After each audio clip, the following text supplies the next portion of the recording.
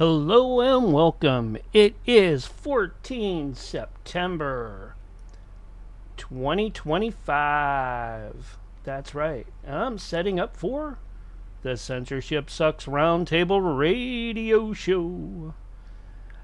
The pre-show will be coming up real shortly. Hope everybody's had a great weekend and even got to catch one of the newer shows that I brought back, called Cafe Enigma, yesterday. That's a show that's going to happen every Saturday night. Hope everybody got a chance to take a look at that. Getting everything set up here, and once I'm ready, I'm going to take and call up the crew and see how they're doing, and then I'll get them on their way. Been a pretty nice weekend here so far. Hope you've had one really terrific weekend as well.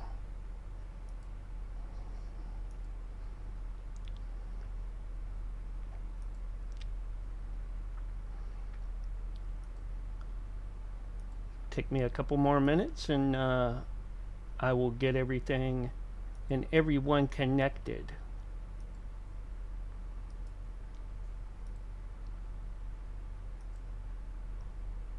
So, thanks for coming in and joining us. We appreciate each and every one of you.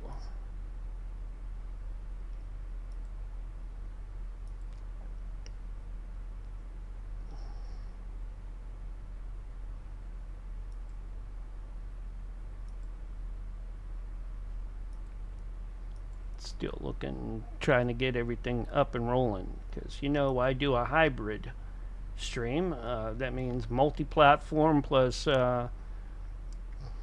radio and internet radio and terrestrial get connected up to me as well. So I have to make sure that all of this is up and going for you and for all the listeners out there. This is the pre-show, so the radio folks don't get to hear what we're saying and what we do in the pre-show, the breaks, or any of that. You guys get a behind-the-scenes look at all of this. Backwoods TV, appreciate you for coming in. I'm having a terrific week. Hope you are too. Javok over in Kick Chat as well. Appreciate you.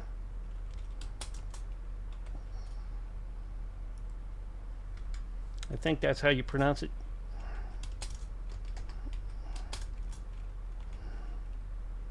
Backwoods TV. All right. We're going to get this show up and rolling here. Let me give them a call right now.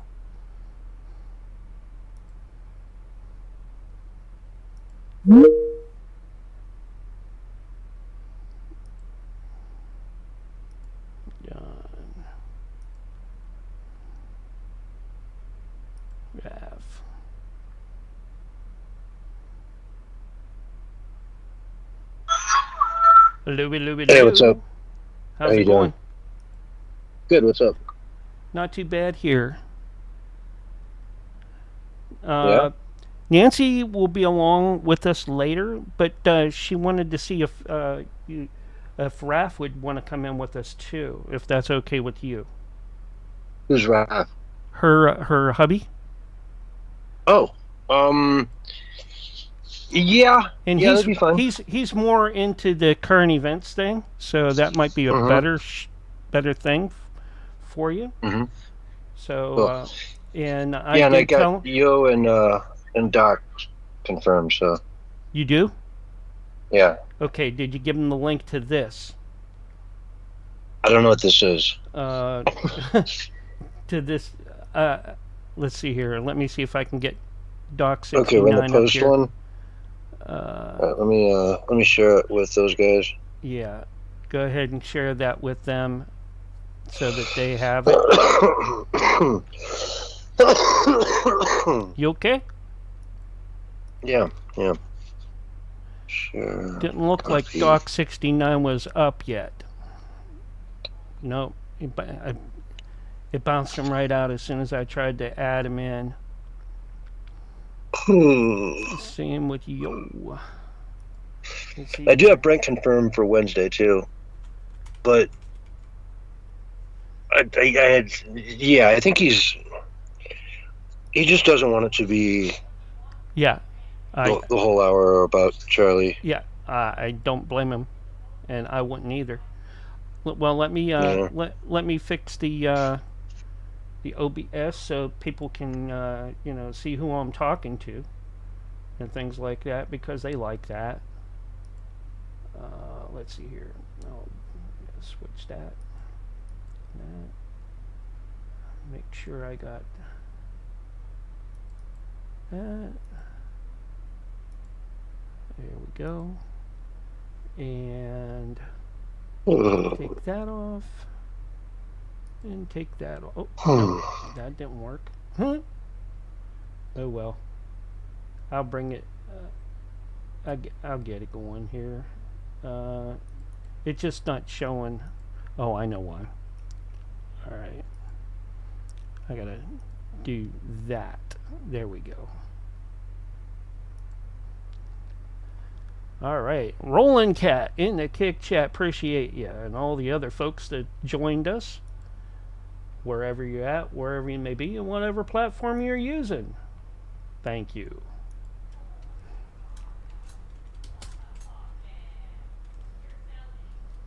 Let's go. That's right. Let's go.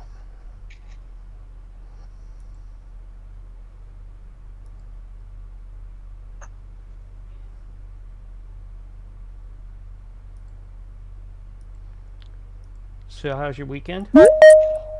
Hello? Hey, what? Said, how's your weekend going? There we go. There's Yo. I'm good. Hey, Yo. Hi, Yo. Hi, Clark. How you doing? Good. Pretty good. Is my audio okay this week? You're a little low, but it'll work. Yeah, my signal isn't that great, so I'm hoping that I can hang around. I'm outside again with the CPU. Let me make sure that we got everything up and rolling. Yeah. Let's see here. Nancy's messaging me.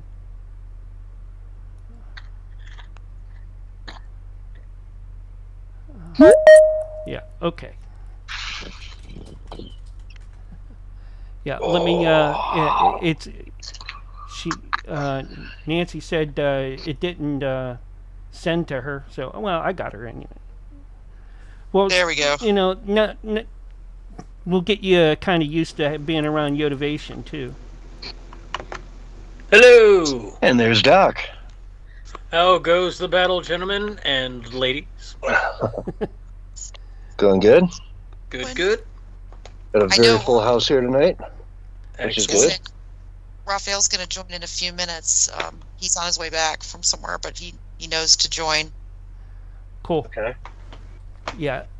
I didn't know Doc and Yotivation were coming in tonight, so but the more the better. Then everybody gets to know who everybody is, right? Well, that exactly. And I can always mute out. I mean, if you need me, I'm here. If not, I'll mute out.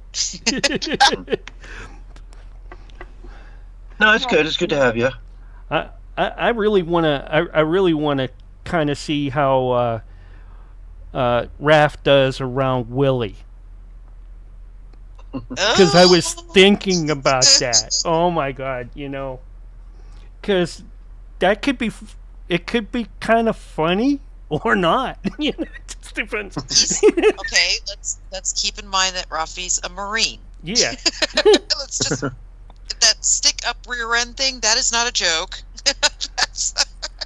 Well, yeah. Anybody that calls Willie out, it's cool in our book. Nah, he should behave himself. I told him he's got to behave himself. I'm like, you've got to, because he's again, how Rafi is. When he gets passionate, yeah. Oh yeah. Yeah. So I was like, you got to rein it in, boo. see how that works out. But again, he's got a lot of Ralphie's a fountain of information, and he worked for the federal government. He was a Marine, and so he's got lots of background in finances and DEA and you name it, he's done it. So it's he's a good person, John, for you to actually kind of bounce off of sometimes, because like I said, he knows what he's talking about. And I have trained him, right, Mark? You've done pretty good, but then he kind of rubbed off on you there for a little while. I was like, oh boy. Here's the thing, because again, you forget, we've been on the air a long time. Yeah. And we went through periods where it was just so frustrating. Because, unless you said something that like snapped people forward, they're just so complacent and they don't want to pay attention. And it's like I'm not trying to get you to listen to my show. I don't care if you listen to my show. I'm trying to get you to see what is happening around you right now, because it's going to impact you in a huge way. So, oh God, now my dogs they know they can hear me on the air, so of course they're gonna bark. Sit, Blue, sit. Good girl. That's censorship's doggy. Yeah, she is a cutie one. Oh man, she's so gorgeous. I have little Molly.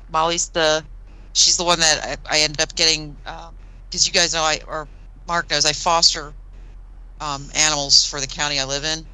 Puppies, usually babies that, whatever tragedy occurs, I try to take them and we get them out to really good homes. Like, we really vet these homes before we give them the animals. But this one was the day before Thanksgiving. I got a call like 8:00 p.m. and it's the girl with the county that I work with, and she's like, you tell she's really upset. She said, listen, we just found a whole litter of 5-week-old puppies, and they're really tiny, and they're in a house in Zephyr Hills that flooded, because this is right after the hurricanes. We got hit with the 2, and the mother's deceased, and I've got all these other puppies out, but I have one left and I can't take it home.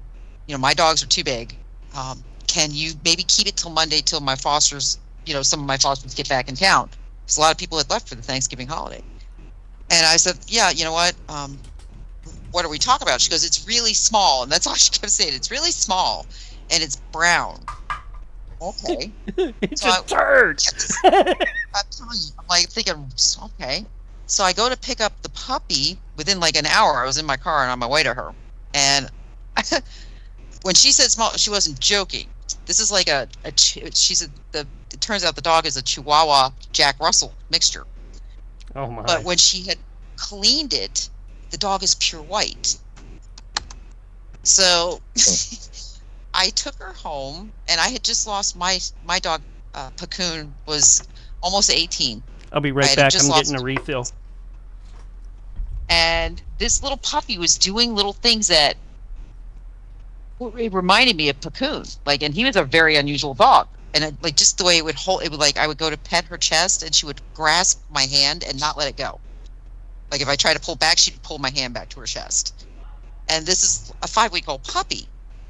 So, and I had just been in a bad car accident. So I kind of needed that, I guess you could say, healing, being able to heal another animal, because I needed to be healed. And so my husband, he looks at me and goes, oh no, you're in no condition to do a foster. And I'm like, listen, there's nowhere else. You can't take it to the pound. It's too young. I said, they won't take anything under 8 weeks. They'll euthanize it. So within 3 days of me having that puppy, my husband's basically trying to get a hold of the girl, Rose, at the county to see how he could adopt the puppy for me. Because we bonded that quickly. And he bonded to her.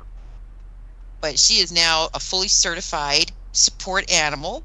Yes, she is. She tells me if my blood pressure is too high. And because I have a brain injury where my brain slipped into my spinal column. It's called cerebral atopic, cerebral tonsillar atopia. That's what it is. So it's it can be quite serious. I can have seizures and everything else, but she's been fully trained to make sure I don't. At least not without giving me a heads up, right? Right, you little shit. She's like, yeah, but I still a little shit. Yes, you are. Wow. But she looks like animals, man, they just bring you so much healing, you know, because they're nothing but love. Love is so healing. Sweet I'm gonna puppy. try to drop you a picture. Well, what's funny is as she got bigger, she looks like a white fox. Like she looks like a fennel fox, and it's crazy because my nickname is the Wiccan Vixen, and Vixen's not sexual, by the way. To anybody who questions that, it's not a sexual annotation. It's actually my family's totem in Italy, and not totem, but one of their flag animals is a fox, a female fox. And so I took that on because I am, as I like to say, I'm a den mother. I like to take care of everybody, make sure everybody's safe and okay. But as she gets older, she looks more and more like a fox. Like my daughter said the other day, "Oh my God, Mom, she looks just like a fox." I said, "I know." Aw. Meant to be. That's it. And she's such a smart little thing. And my other two dogs are like, whatever, put her in the incinerator. My dog isn't that smart. Wow. Well, that we sounds have- really good, Yodavation. Your good. sound is coming through real good now. Excellent. Hopefully it'll stay that way. I have one extra little bar than I did before, so that's good. Am I coming through okay, Mark, or am I still having the issues I was having last night? You sound fine to me. Yeah, you sound great, Nancy. I have a chewed microphone. Said puppy decided that my headset was dinner. Oh, yeah. So, Yotivation, I imagine you have a lot to say about Charlie Kirk. That's just about the only thing I've had the time, or when I've had time, to look into because it was easily available. But yeah, a lot of craziness there. Yeah. It's sad, man. It's such a tragedy. Yeah, But it's a Of good course. thing. yeah. You have to look at it correctly because it is it's horrific. But what has it done? It has finally woken up the right to start pushing back. And not just the right, because a lot of lefties are pushing back too. It's woken up people's morality. Yeah. It's jerked them out of this slumber of just and I think what happened was a lot of people thought these people, it's a fad, they'll burn themselves out. But it wasn't. And you know, he martyred himself for 1,000 of him to rise again, and we need 1,000 of him. Yeah. Because this needs to be righted, what's going on in this country. And I said, it's got nothing to do with freedom of speech. You are free to say whatever you want, but you have the ramifications of what you say. You know, it's, geez. I mean, and I said to somebody, I put it on the school system. I put all of this on the school system. I so heavily put this on the school system. Oh, I do too. Oh, Yeah. Yeah. I definitely, I mean, from over the last probably 35, 40 years. yep. There's a lot of blame to go around. Yeah. You But know. they, you know, they made But it. where did they it come from in the school system? Yeah. The politics of the whole deal. That's it. And the thing is that, you know, think about it. And I think you saw my posting, Mark, where I said, you know, the first mistake was accepting the whole everybody's a winner thing. Because what does that do? That encourages mediocrity. Yeah. Everybody got pushed into a mediocrity box. If you were successful, you never got recognized. If you were an idiot, you got recognized, but you were equal to the successful person. Yeah. I mean, right there, it was a slippery slope. Participation trophies should have never been given out unless there was no award to give out. And then, you know, hey, if you come to just show your stuff off, you know, and you participated, okay, we can give you a piece of paper saying, Oh yeah, I participated in Yeah. the It's event. like you run a 10K. You know what I mean? You Yeah. run and finish a Yes. 10K. You get a participation. I didn't win it, but I Yes. sure did it. Yeah, but Well, then you had the there's cat. always a winner and a loser Yes. in life. Period. Yes. And, That's how we learn. Because even when it comes to success and failure, it happens every day. Yep. And how we react and how we deal with it. That's what it's all about. Look But at the anyways. results of it. When that first generation hit college age, what happened? They needed safe places if they couldn't deal with something. Yeah. Emotionally, they Mhm. find a safe place. Okay, that's not going to work. Night, But Alex. it's been, like I said, you can see how the damage that's been done. And I don't know if it's undoable. I don't know how we stop this at this point. But I actually put in that post also. The whole Democrat platform became a depopulation agenda on themselves. It's the most ridiculous thing I've ever seen. They're literally depopulating themselves. Yeah. The Wily Coyote Party, everything blows up in their own faces. No intended for this.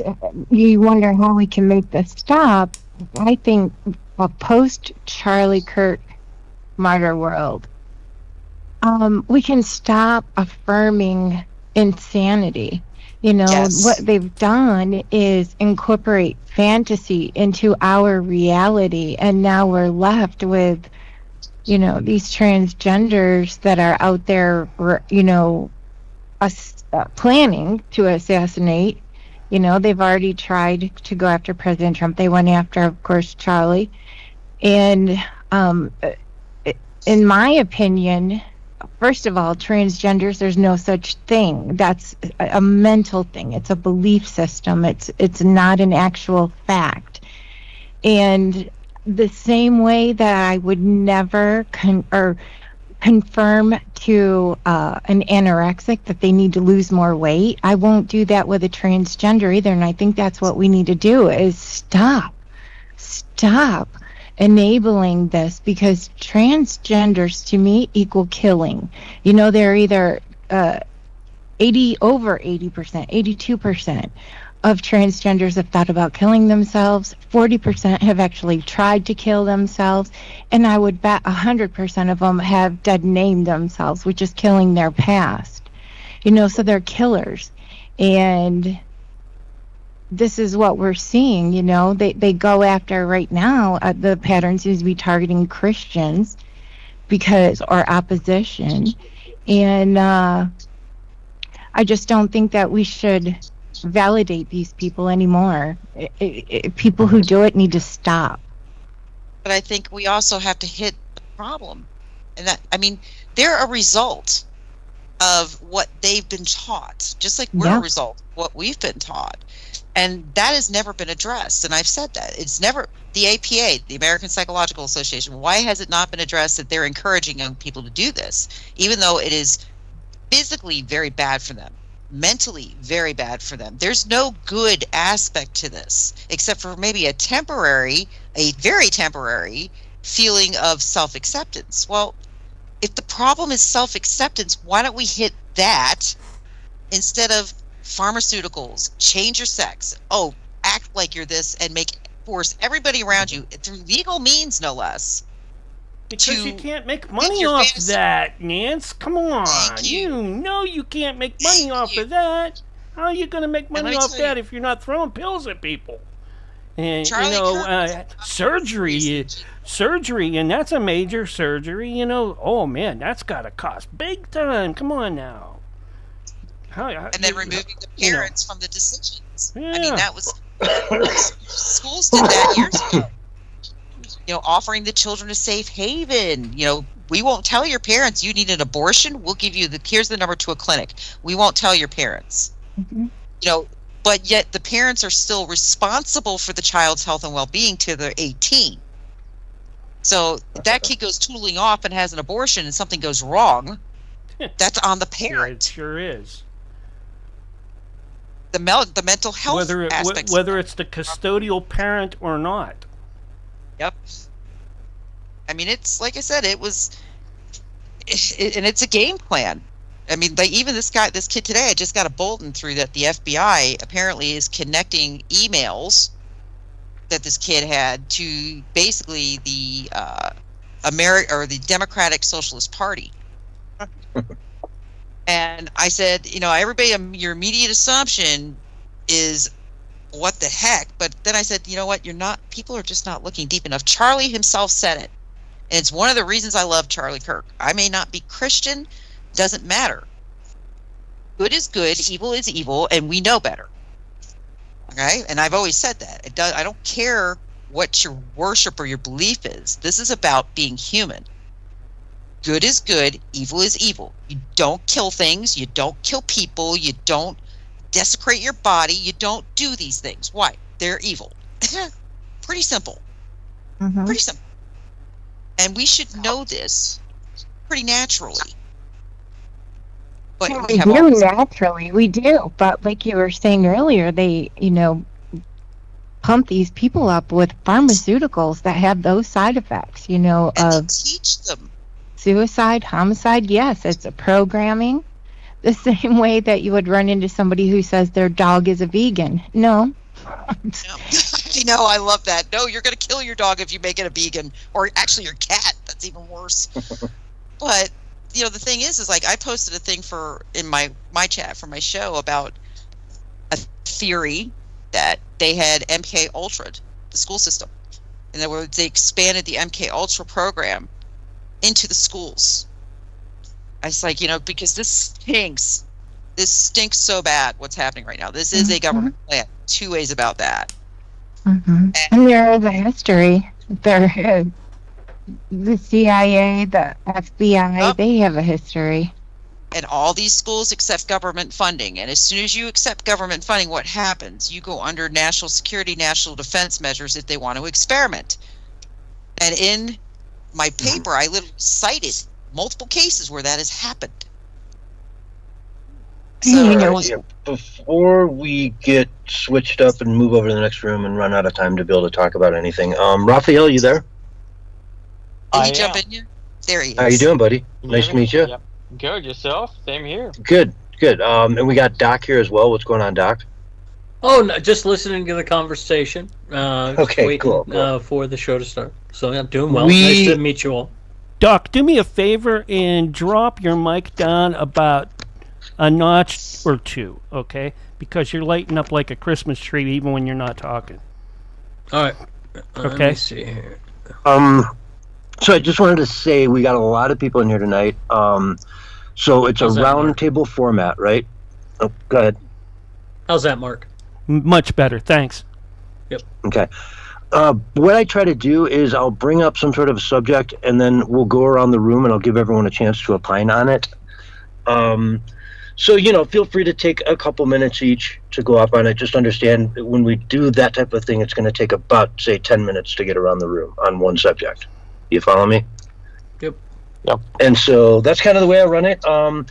If somebody has a new subject they want to bring up or an article that we haven't touched on, just let me know in the breaks, and I'll give you the mic, and we'll, I have no problem letting you run point on a story or two or whatever. But that's kind of the plan. And a lot of it's probably going to rotate around Charlie tonight, just the way it is, Yeah. What I'm going to do is, if everybody can see what room that they're in, I'm going to take and end this here in about another minute and a half, and then I'm going to call this room right back. Since everybody's here and it sounds good, it should pick up and be all right by the time we start up.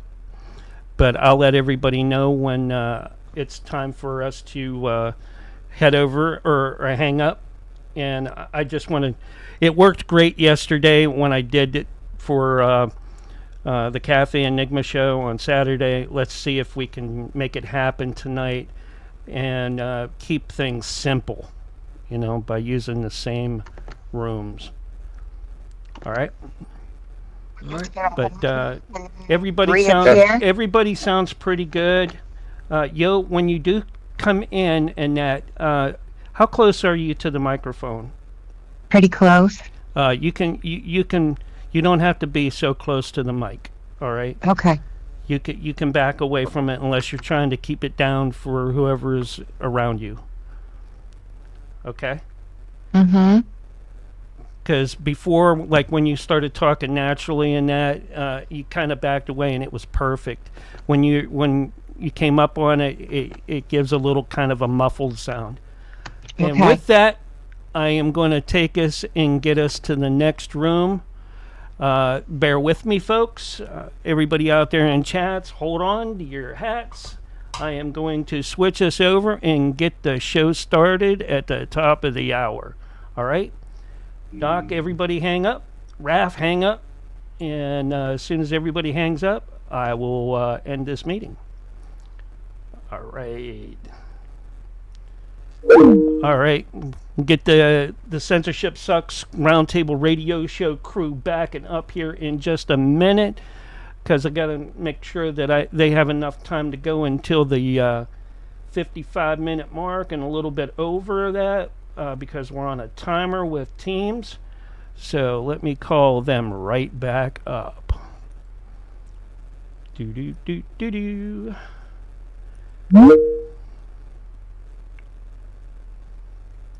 Adding the folks in. Here's the host, Nancy, Raph, yo, and Doc 69. Trying to get Doc back in here. It's not letting Doc in.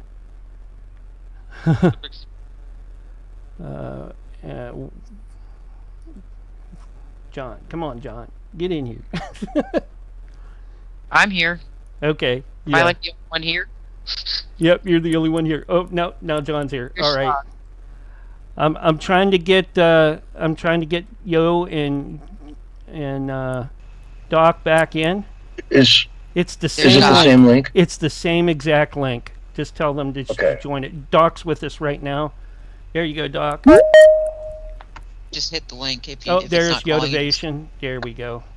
I'm admitting her now, and we are good to go. Okay. And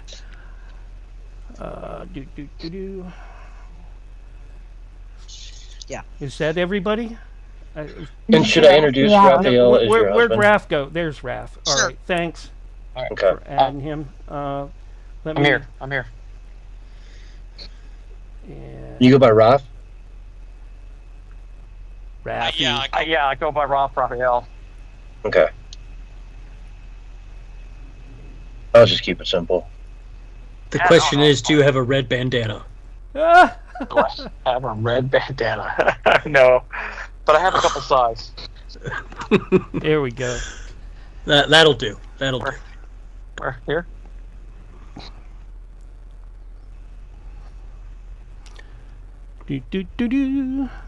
We're coming up on it. We got about a minute until well, not even a minute. 30 seconds. Until we go on the radio side. Thank you, everyone, for joining us. Yeah. Absolutely. And I Yeah. No problem. and I have Thank to you. get over to chats here real soon because I see we got a bunch of more folks that's added. And here's your countdown: 5, 4, 3, 2, 1. And you were live and on the radio side, like right now.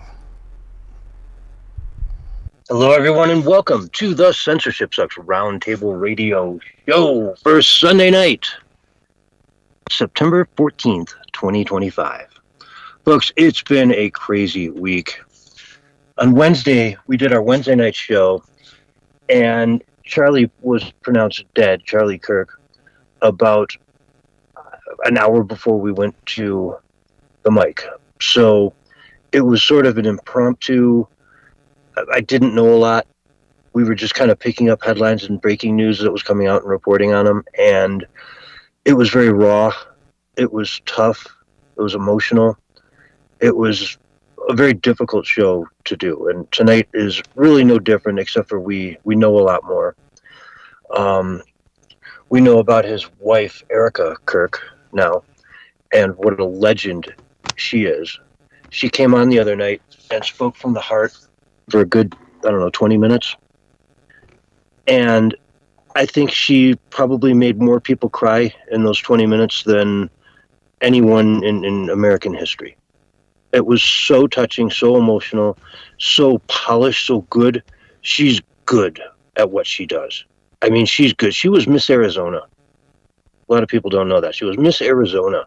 So she's a bright person who knows what it's like to stand up in front of a massive multi-million person crowd and speak eloquently. And that's exactly what she did.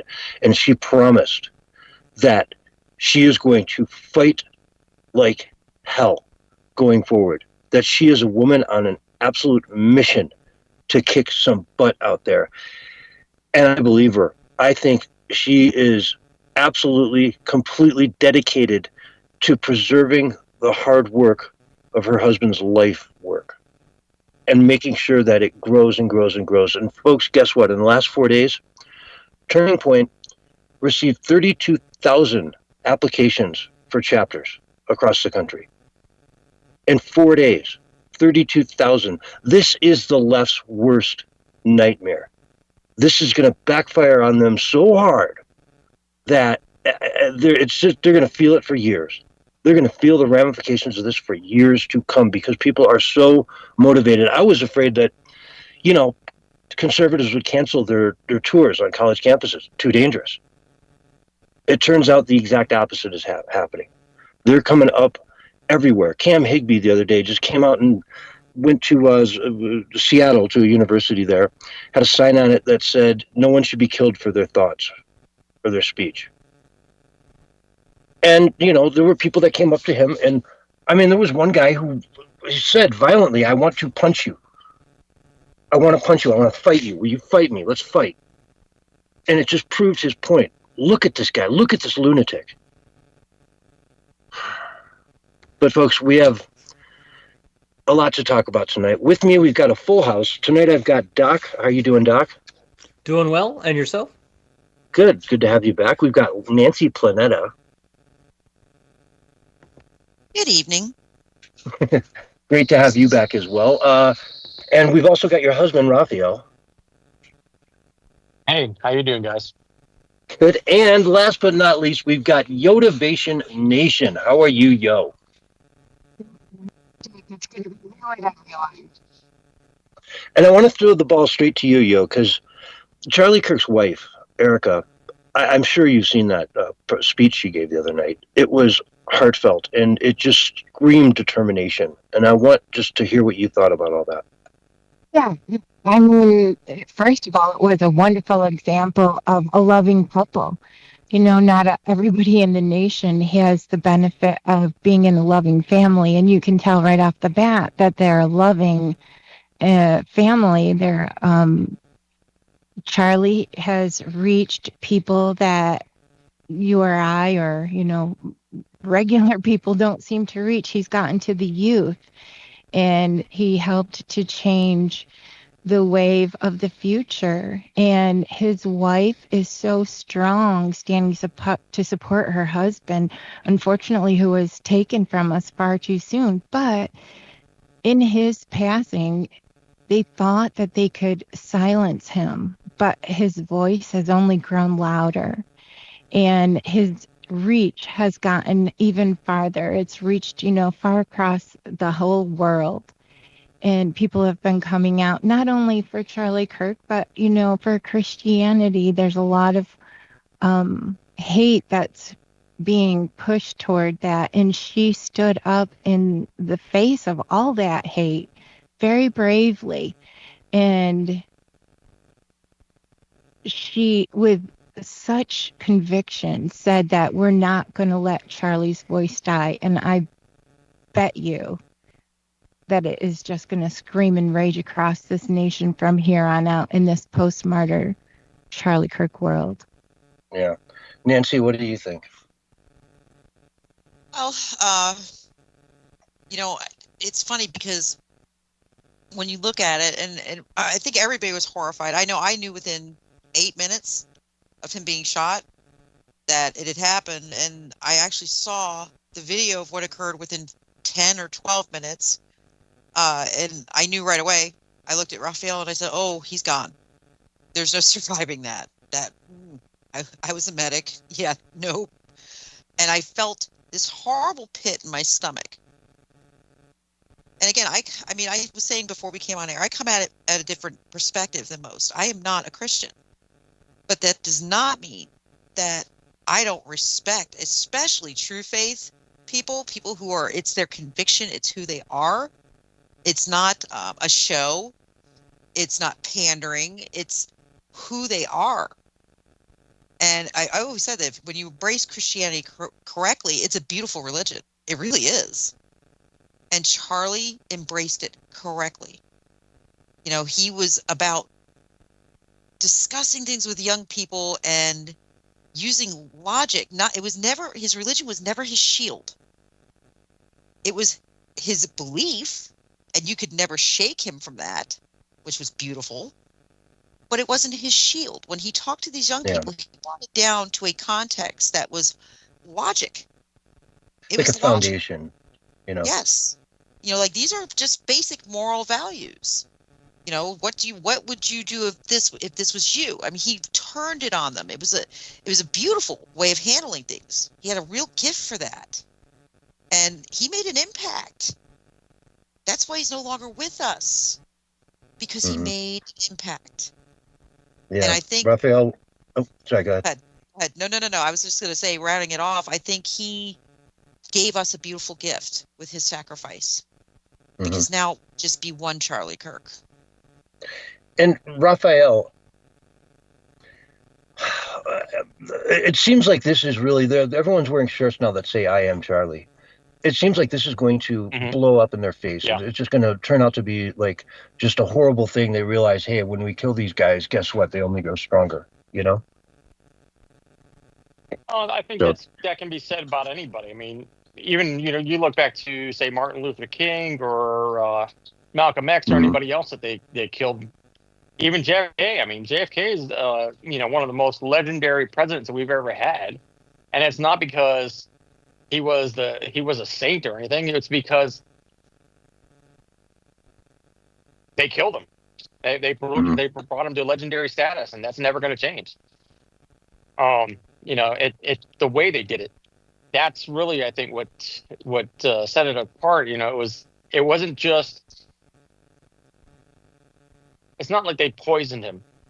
One night he went to have his late night snack and he woke up dead. Or he woke up with his pillow on top of his head.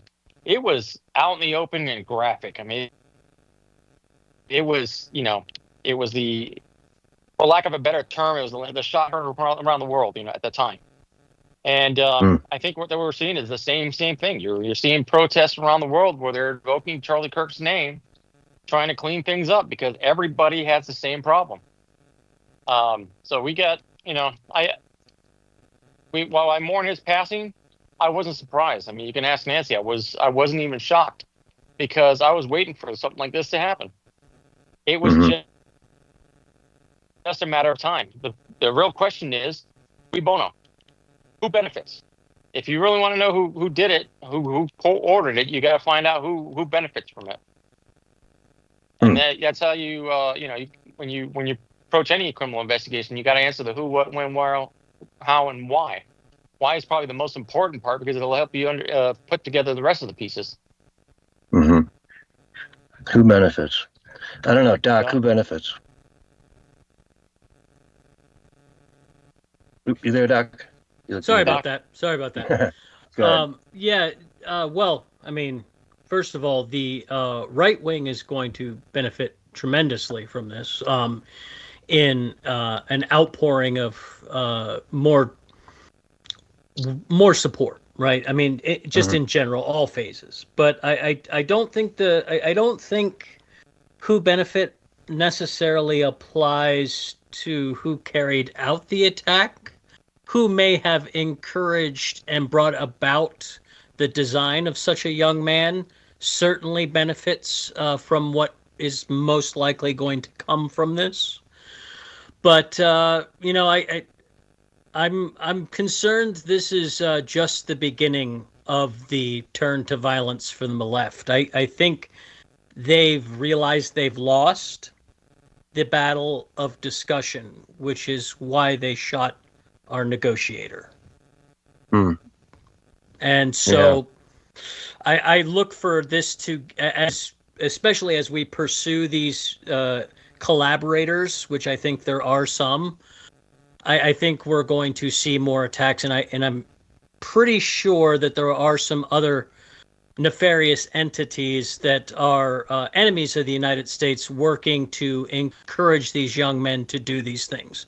They're highlighting and targeting vulnerable young men and grooming them into terrorist weapons. It seems to be a pretty clear pattern at this point, and it sort of centers around a group of chats and communication groups, but they're on various different platforms. But it seems to be that there is a real culture of radical accelerationism in the nihilistic youth, and that is extremely scary. Yeah, the FBI is now looking into this for accomplices, and what they're finding is pretty frightening. There are apparently several different Discord and whatnot groups, Telegram encrypted groups that are openly talking about these sorts of things. There was a famous post that was pointed to shortly after Kirk's death. Someone on that campus said, or who went to that school said, something huge is coming tomorrow. I can't tell you what it is, but you'll know it the second you see it. And lo and behold, it turns out maybe there were some people that knew about this ahead of time, but we're close-lipped about it as much as they can be. And they're tracing this back to message boards, different known groups in the Utah area, and almost looking at this as a who's next sort of a vendetta, that they're on a roll now, they're empowered, and who knows what could happen in this sort of environment. And I guess I'll just throw that out there. Whoever wants to jump in, please feel free to do so, and we'll talk about it, Well, I think again, you have to look at this from a really narcissistic angle.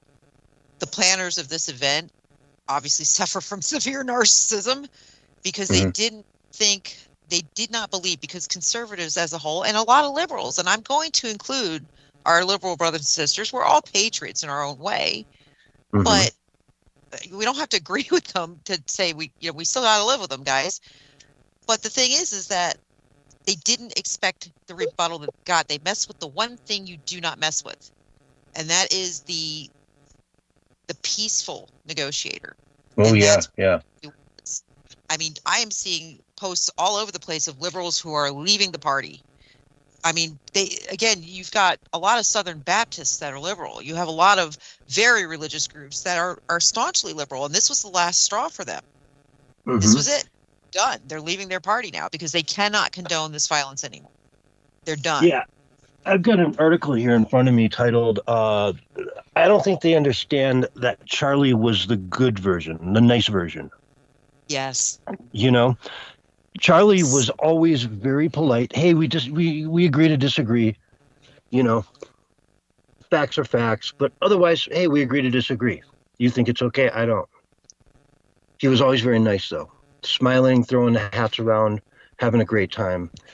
Man, what could come next? Who knows? They might not get a so nice version. I don't know. Well, I think that's where we need to censor ourselves. We need to be very careful how this is handled, because you cannot go in strong-arm sword. Let the military, let the law enforcement handle the violence. We cannot be seen as aggressive. Charlie would never have condoned that. Not in a million years.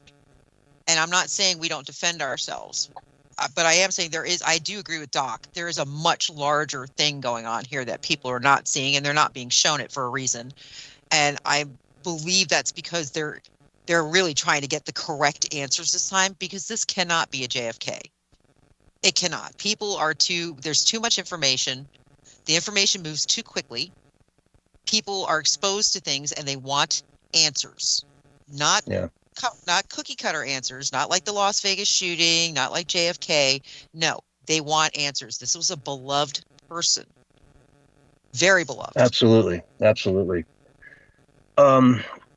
Yeah, Yotivation, 1 in 3 college students now think some level of violence is acceptable to stop campus speech they don't like. When you can call everybody a Nazi, then you can kill anybody, right? I think it was Blair White said, they're not calling you a Nazi because they think you're a Nazi. They're calling you a Nazi because if they call you that, then they can kill you. What we're dealing with is what Nancy's been talking about all night. It's programming, and it started in the school system, and they wanted to indoctrinate our children. They bring them up with the values that they want them to have, and now we're stuck with kids who think that they are dogs, cats, horses, toasters, whatever. Furries, yeah. Back in the 1900s, kids used to be able to tell the difference between imagination, story time, and reality. And what's happened today, I think, is that we've blurred the lines, and people are actually enabling it and condoning it. And kids today, they can't read and they can't, do math, but they, can get litter boxes in school, apparently. It's insane what we have allowed to happen. And I will reiterate again, this is just a mental thing. It's just a belief system. It is not a fact. You weren't born that way. You were programmed that way. And we need to deprogram these kids. And, I think we don't give our kids enough responsibility today, and they just sit on these, computers all day long. And I happen to wonder if this is going to come down to restrictions on the internet, because now they're saying about all these chat rooms, which is great, yeah, it happened apparently. But I feel like it's a little bit too easy. Either these kids really are that stupid, which it's possible if they're part of Trantifa, they're already showing us they're intelligent. But I don't know. I just think that we've intentionally allowed our children to become so dumbed down that they can't even tell the difference between reality and fantasy, and they've blurred the lines so much. We've pumped them full of pharmaceuticals. They have these intentions in their heads that should not be there. These are problems that never we had decades ago. They're only current problems because of the things that have changed. The family's broken down, the internet. They have these, crazy furry chat rooms. I don't know. I just think that we need to reel it back in. Everything is controllable. We just need to, control the minds of our children again, not let them believe that we live in a fantasy land, and try and make all of us validate it and change the way reality is for a fantasy world. Doc, what do you think?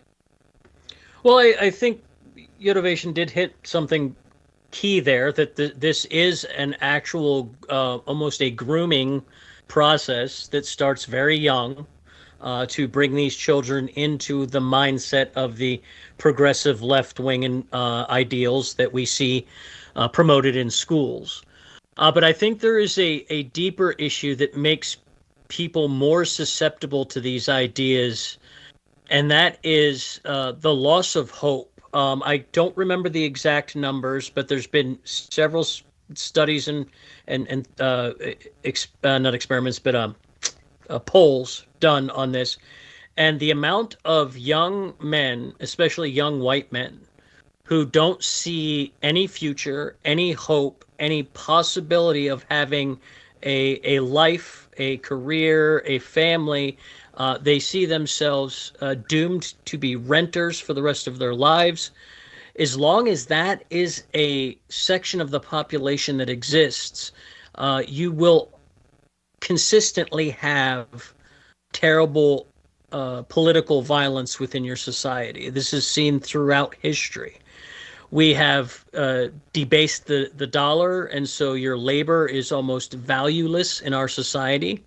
We replaced that labor with even cheaper slave labor from third world countries all over the West. And then we preached for the last 20 years, as Udivation has been talking about, the demoralization campaign of white man bad, everybody else good, and the Nancy talked about the meritocracy issue. You combine all this in, you have a swirling cesspool of nihilism that young men are swimming around in, and these internet chat rooms are like distillation factories.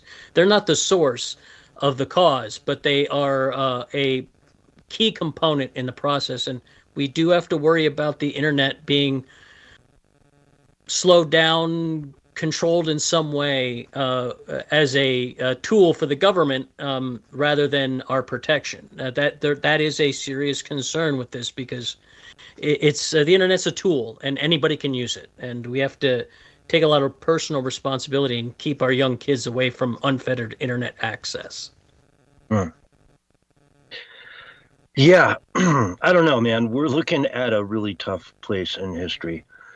It's so sad to see where we've got to, and I wish there was an easy way out, but the indoctrination is so deep, it's so ingrained that there is just simply a younger generation that just doesn't have the same outlook on the world that we grew up with. I think we're all about the same age in here, say back in the 80s or 70s.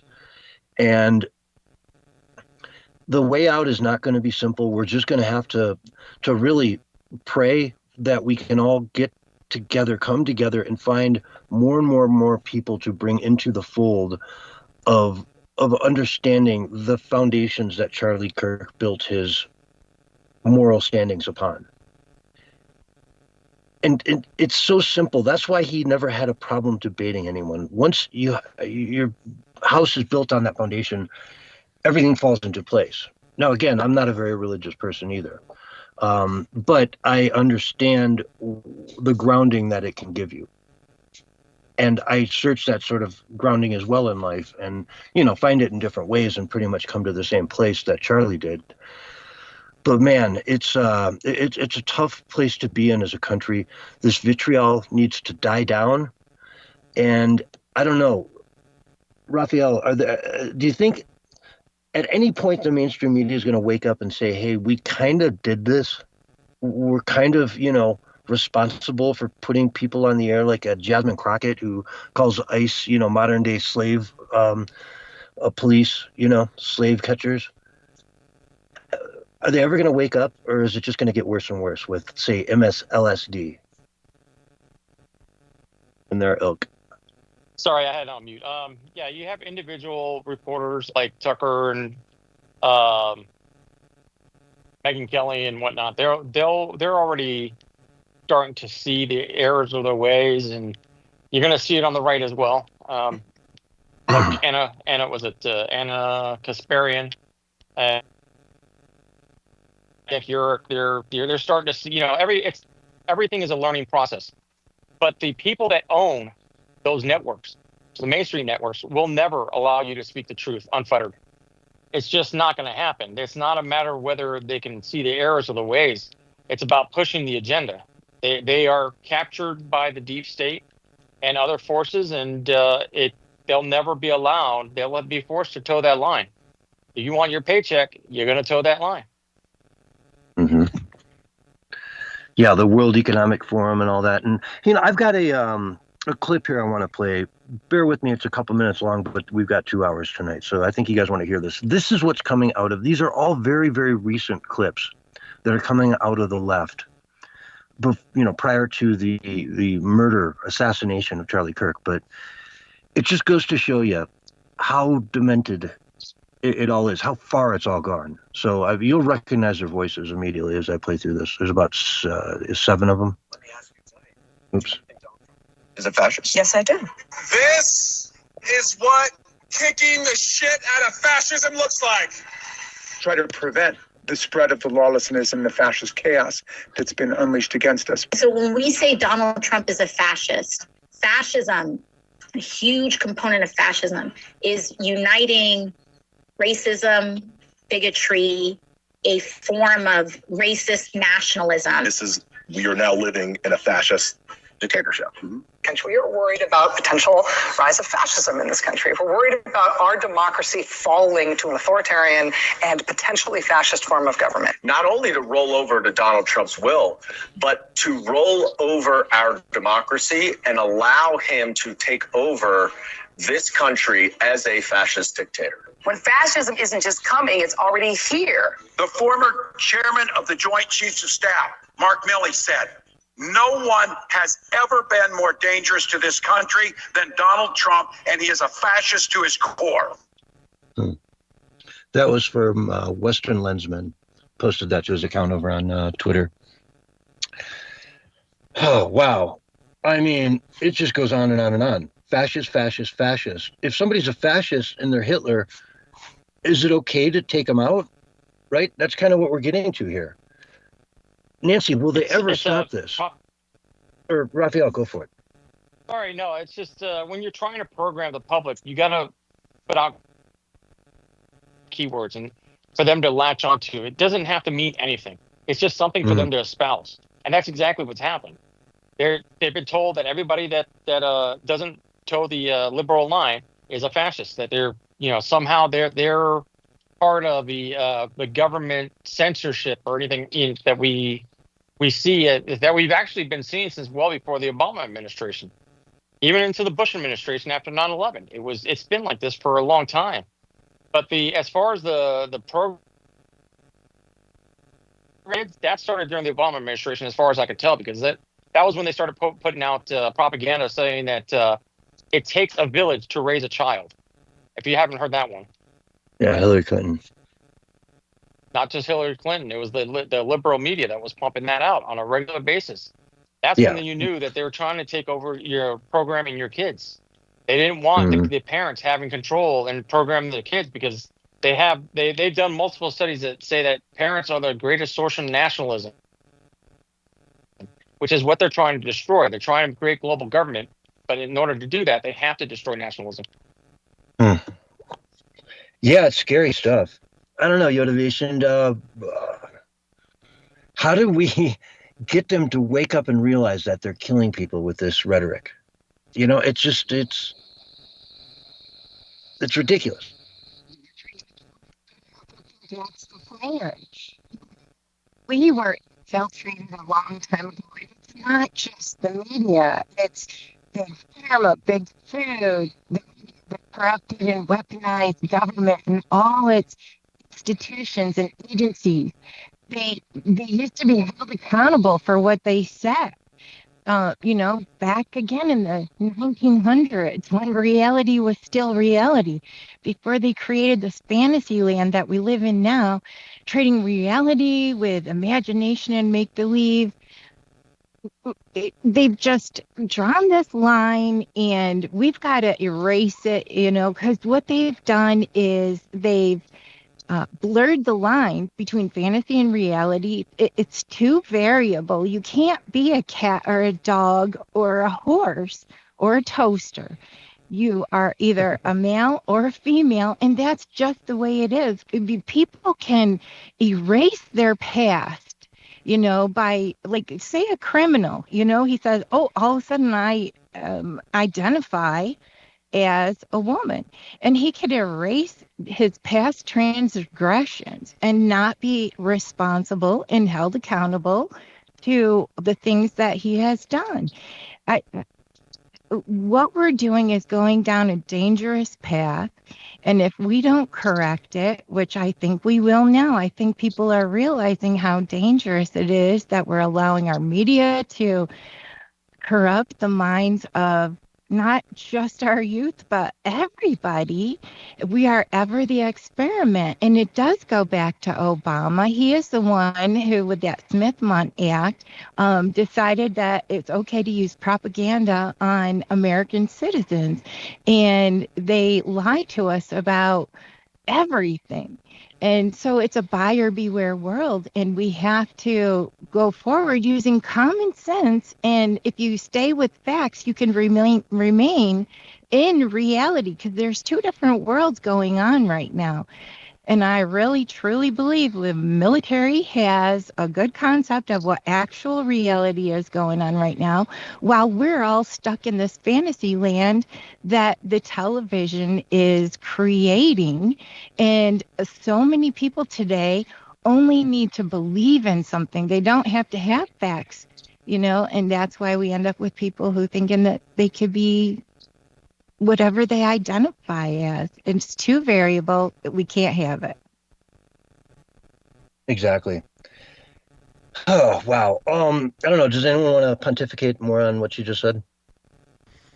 Well, I think one of the things that Yoda is pointing to is there is some scientific backing to.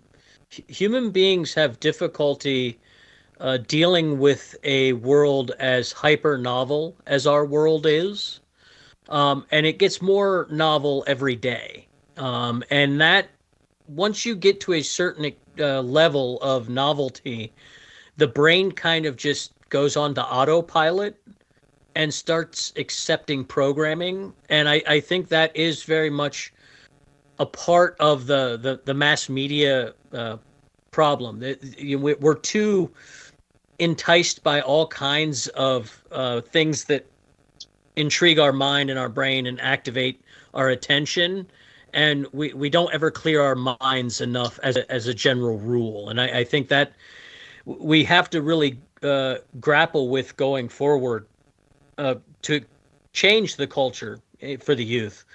We have to give more balance to their life and get them back in touch with the reality that they're so desperately missing. Playing in the dirt, killing animals, those kind of things. Touch grass. Exactly. And for real touch grass, yes. Yeah. Well, I don't know. I haven't really touched on this yet, but the vitriol that has been out there, the hate, I think some 200-300 people have lost their jobs in the last few days over tweets. And I'm all for it. I'm all for freedom of speech. But if you're going to go out there and say, hey, I'm glad Charlie Kirk is dead, and you're a nurse or a doctor, I think, you need to rethink your career choice.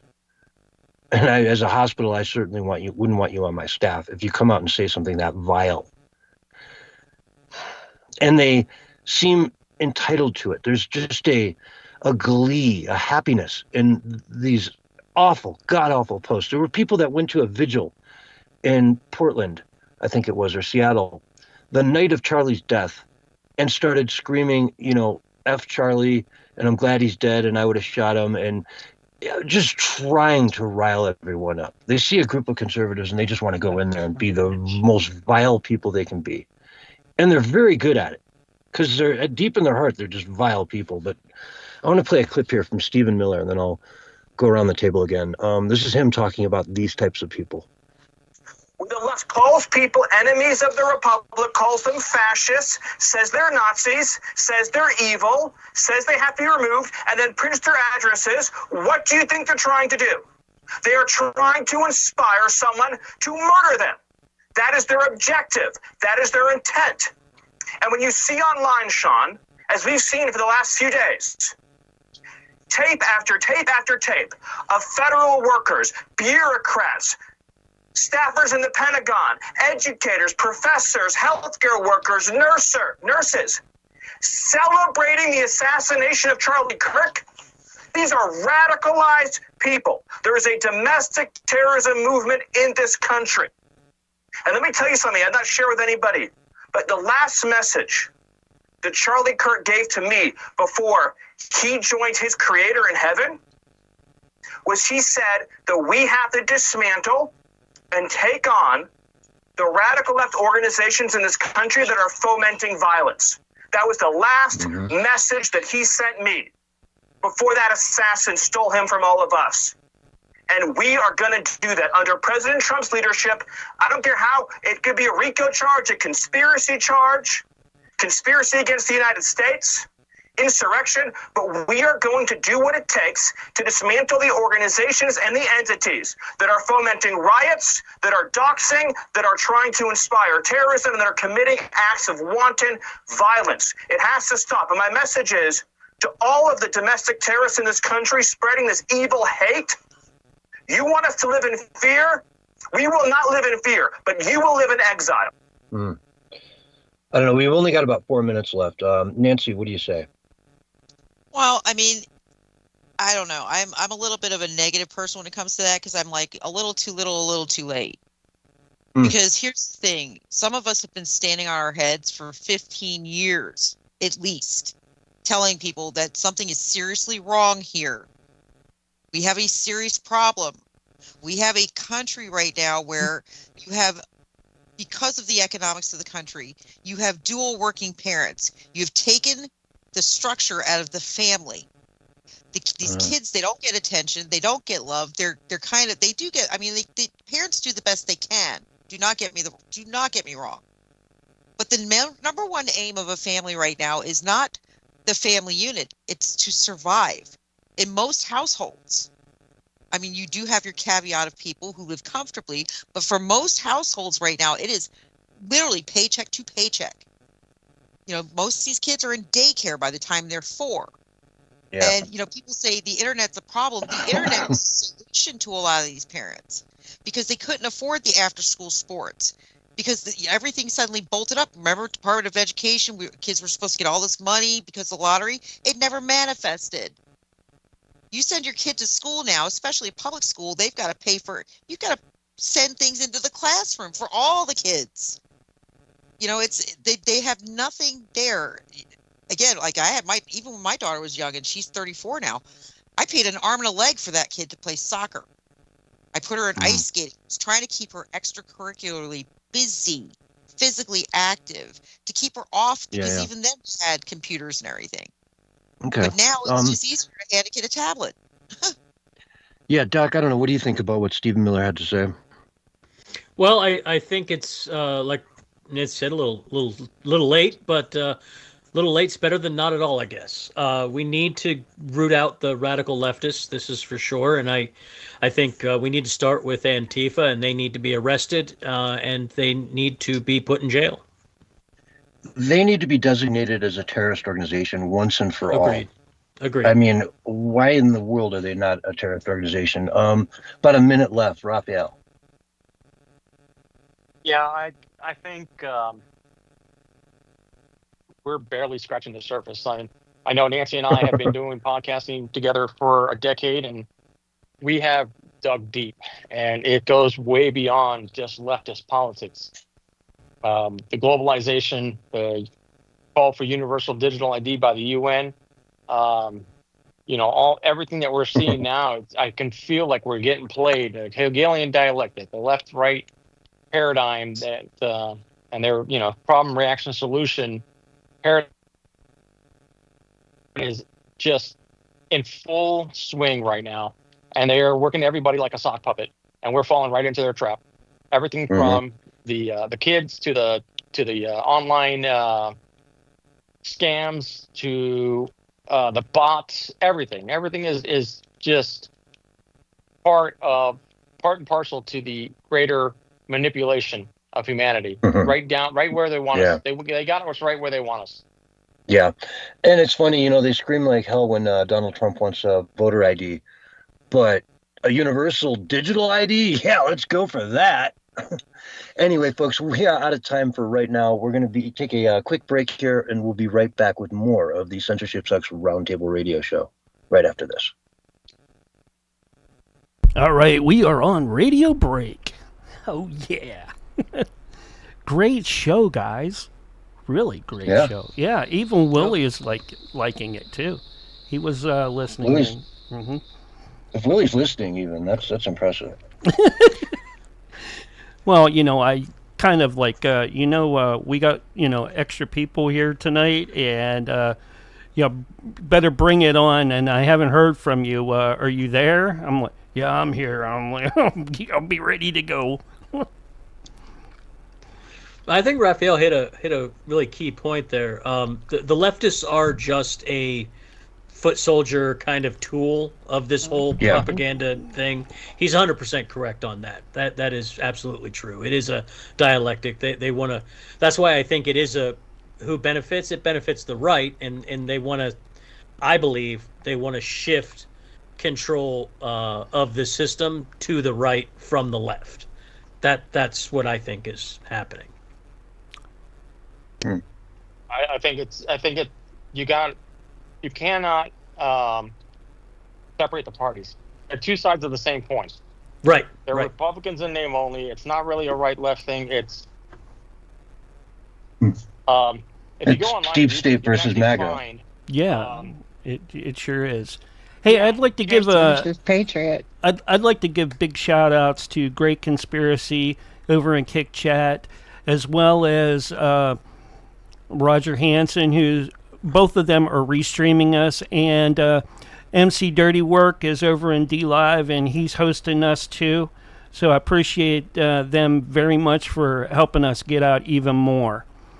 And MC wants to come in and talk about his time up in New York. He was just up in New York for 9/11 on the after show, if that's all right. Sure. Okay. And I'll bring him in then, and I'll give him the link here in a little after we get done with Willie. All right. Uh-huh. I think what Raphael was kind of trying to point out, and again, we live, I mean, obviously we're married, so we talk about this stuff all the time. And one of the things we both found very, not just perplexing, but disturbing with this whole scenario is that there are some really, it's very similar to John F. Kennedy's assassination, I have to tell you. There are so many very finite similarities, it's ridiculous. But there's certain pieces to this whole thing that don't fit. Mm-hmm. And it doesn't take away from the loss of Charlie Kirk. Okay, we've lost Charlie. No two ways about that. But the way the FBI is playing certain things down, the way they're like, they haven't charged this kid yet. This kid has not been charged. We know that the kid's roommate was supposedly his girlfriend, but it's actually a transsexual. We know that transsexual apparently had contacts in intelligence communities, and we know this because the information is being released. We know that this kid supposedly fired a Mauser, and it was an impossible shot, and there's no way this kid could have taken this rifle apart and gotten it off a roof without it being seen, and then reassembled it and left it in the woods. So there are large problems with the narrative. And again, it doesn't mean Charlie was not assassinated. Charlie wasn't just assassinated, he was executed. Let's be very blunt. That man was executed. And I think we, as the American people, have the right to ask these questions. It shouldn't be, oh, hush, just listen to what you're told. We've done that over. We did it with the Las Vegas shooting. We did it with John F. Kennedy. We did it with 9/11. We shut our mouths and we took their story. We cannot do this in this circumstance. Our future depends on us not doing that. 30 seconds. We have to demand the truth. We have to know the full circumstance. We have to know what is going on. And again, they do have a history of lying to us, of entrapping people, of instigating. Absolutely. Remember Gretchen Whitmer and the whole kidnapping incident? Oh, yeah. Yep. And like I said, this is... Okay, 3, 2, 1, and we're live. Hello, everyone. Welcome back to the Censorship Sucks Roundtable Radio Show. Sunday night, September 14th, 2025. It is an honor to have each and every one of you out there listening in. We appreciate you so much. And that's why we do our best to try and just cut through the news, get into what's going on in the world. And I don't know, during the break, we were talking a little bit about Charlie Kirk's assassin.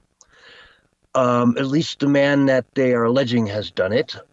He was living with another dude who was transitioning. So he had a boyfriend/girlfriend living with him, who apparently, according to some reports, was very anti-Christian, anti-this, anti-that, very negative person, giving off those negative energy vibes, a potential furry. If you don't know what that is, just look it up. I'm not going to get into it here. And we saw a lot of the engravings and whatnot on the bullets that were intended for Charlie Kirk, having all kinds of weird, furry connotations, weird memes, weird, just weird, weird, weird. You know, catch this fascist. Oh, he's actually right wing, man. No, he's a right wing dude with a catch this fascist and etched bullet aimed at Charlie. It's shocking. But Nancy, you're saying you were reminding everyone during the break that they haven't charged him yet, and there's some other things going on. What did you want to say about that? Well, there's problems in the narrative that were being shown and were being told, and I think again this is where the internet actually kind of works to the benefit of the people, because information was coming out and being shown before it could be caught and censored. And so a lot of people got to see a lot of things that are not being explained at all, or they're being explained in a way that's not possible. And my example on the break was, they're not talking to you about the Mauser, the weapon he supposedly used. Those things, number one, Raphael will tell you, Raphael's a firearms instructor. Okay. And I've actually handled a Mauser. I've never fired one, but I mean, these things they're huge. They are not a small weapon. They're a massive weapon. They're used to take down elephant, elk, large hunting prey. And it doesn't disassemble easily at all. Even if it's modified, it's still an interesting disassembly, and it would never fit in a backpack. Not in a bazillion years would you be able to fit one of those things in a backpack and have it not be completely obvious. And if any of you saw the video, I was going to say, go ahead, Rafi. Yeah. Sorry. Yeah, the Mauser is not a particularly accurate rifle to begin with. You're for 200 yards, you can do it, but you'd have to be a pretty good shooter, well-trained shooter, in order to make that shot. The other thing, the way it was set up, it wasn't set up correctly. So there's, if it wasn't set up correctly, you have to ask yourself, did they even zero the weapon? There's a lot of unanswered questions here that we're still speculating about, and it doesn't smell right. None of it smells right. Matter of fact, the last shooter, tranny shooter. She had a AR rifle with a whole bunch of graffiti all over it, writing scribblings on it, which does nobody who ever owns a gun is gonna do that to their weapon, for one thing, and it just seems so staged. It just seems so staged. It's nothing about it made sense. Nothing about this one makes sense. But at the end of the day, like I said, there's some forces out there that are working against us all, and it's not a left-right paradigm. It's not a left-right thing. That's the one thing we got to get past, because we are never going to win if we don't. There's actually on YouTube you can find all of Hitler's speech, or no, I'm not gonna say all, but some of Hitler's speeches translated in his own voice into English by AI. And if you listen to some of the stuff that he says, it's exactly the same things that we're dealing with now. And he even calls out the two-party system in the United States. He basically says that it's two sides of the same coin that play the public right down the middle and pit each other against each other. You have, the Republicans will get 20 years, and when they're tired of their shit, they'll go to the Democrats and they'll get 20 years, and then they'll just keep handing it back and forth, just like we've been seeing now. It was the legacy of the Bushes at first, and then it was the legacy of the Democrats, and now it's the legacy of the Republicans again. And but at the end of the day, they swing everybody back and forth. But at the core of everything, the stuff that we don't pay attention to because we're so divided over social issues, we have they can do things that they can push their agenda that do not work in our further close the trap on us in this prison planet, as Alex Jones likes to say. It's literally trying to trap us into this digital gulag in this prison planet where you can't have a subversive thought against the government before you can get picked out by the digital prison, isolated and picked off the board before anybody has a chance to even start a rebellion. I mean, you look at 1984, A Brave New World, Fahrenheit 451, Animal Farm. These are all these books are basically the roadmaps. They're telling you exactly what's happening. If you read them, you'll see all the parallels. And to if anybody is still thinking it's left-right thing, it's not. I mean, you look at what's happening now. People are starting to wake up. They're realizing that AIPAC and the ADL are, funding both sides of the aisle. And that's not just one side. It's both sides. And people are starting to say, well, how is this possible that a foreign power has this much influence and sway in our politics? Whether you agree with them or not, or, whether you agree with them on their state, or whatever, it's their influence on our government that Charlie Kirk started calling into question, and I think that was the reason for what happened. Okay, Doc. I don't know. We got a few minutes left. But anything else? Really? I mean, I could ask you a specific question, but I don't want to point you in a corner with a, Go ahead. That's all right. I just wanted to address the scrolling on the gun of the church shooter.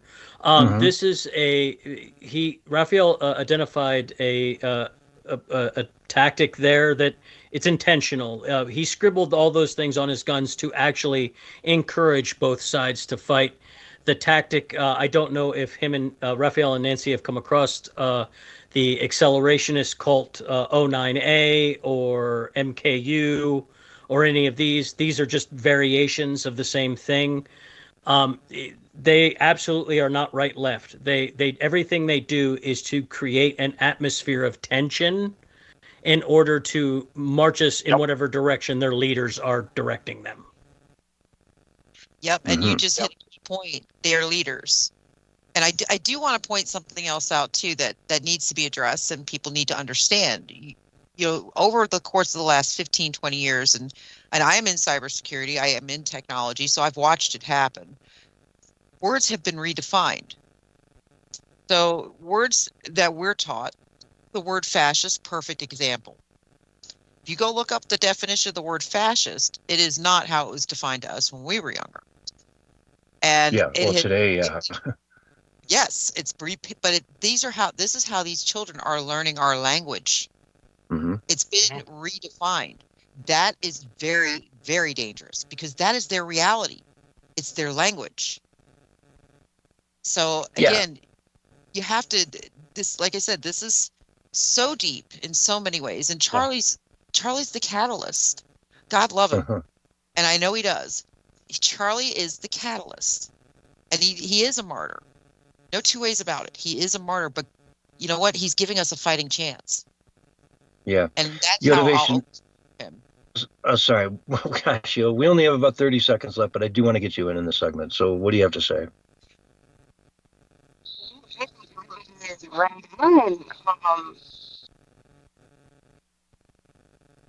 Censorship. I just get so frustrated because I just want to return to common sense. If you just use your logic, all of this makes sense. People's thoughts are, so messed up from psyop after psyop after psyop. People's brains are melted. If we could just get back to facts and reality, we'll find the truth, and then we can get back on track. Make America healthy again, is what I'm going to say. So, folks, we are out of time for the first hour, but stay tuned because hour 2 of the Censorship Sucks Roundtable Radio Show is coming up right after this. All right, we're on radio break. Great job, everybody. Yotivation, what's going on with your mic again? Yeah. I don't know. Don't know. Now it's fine. Yeah, nice sound great. We're going to switch rooms here in a minute. Yeah. So let's make sure when we get into the new room that you can speak for a minute or two so we can make sure you're dialed in. Because it seems to be affected totally by what room you're in. And are we going to stay in the same room again? Or we are. We're going to stay in the same room. That's what I'm going to try to do. Till the end of the show, yeah. Yep. And when we get kicked out of this room, I'm going to take and plug us back in and get us going on the next one. We got about maybe a minute and a half on this one. You can stick around, or if this is a long break, so if you want, you can go get yourself a drink, grab yourself a bite to eat, or and come back, and then also you can take in, do a what is it? Go to the bathroom, if you have to. Ready. All right. I was going to bring up, we wouldn't have time at the end of the show, but another thing that's peculiar is that the FBI waited 12 hours to show pictures to Kash Patel, who's personally invested. And I also don't understand why Kash Patel let 12 hours go by before he said, hey, what's going on? I heard Kash was really upset. Well, yeah, I think they were good friends. Yeah. Well, the other thing too is, how did you end up with decoys in the crowd? Right, George Zinn. Yeah. It shows a conspiracy. There were decoys in the, and like I said, there's a lot that doesn't make sense with the shooting itself, and it doesn't mean it didn't happen. That is not what I'm saying. But what I'm saying is, I think we're being fed narrative, and I think it's happening. Always are. Well, my hope, because I am truly a believer in what Trump is doing, at what I believe he's doing. Me too. And my hope is that the narrative is there to throw people off the game, so Okay. they can. We're going to get cut off any second, so I'm just going to end the meeting now and then call us right back. All right. Yep. So we'll everybody hang up, make sure, and then I'll take and get everybody back. Okay, yo? You ready? Sir. All right. Going to end this one. And folks, stand by while I bring them back. And I'll have Willie in with us. Look out, cats, dogs, and kids. You never know what Willie Lee, or will he leave, do tonight. He'll probably try to sell you pea jugs or something like that. There we go. We got Raph in there. Hey, Raph, welcome back. Did you leave? Yep, I'm here. I'm okay. here. All right. Let me get the rest of the crew in. And we'll get John, Doc, Willie, Nance, and Yotivation back. All right. All right.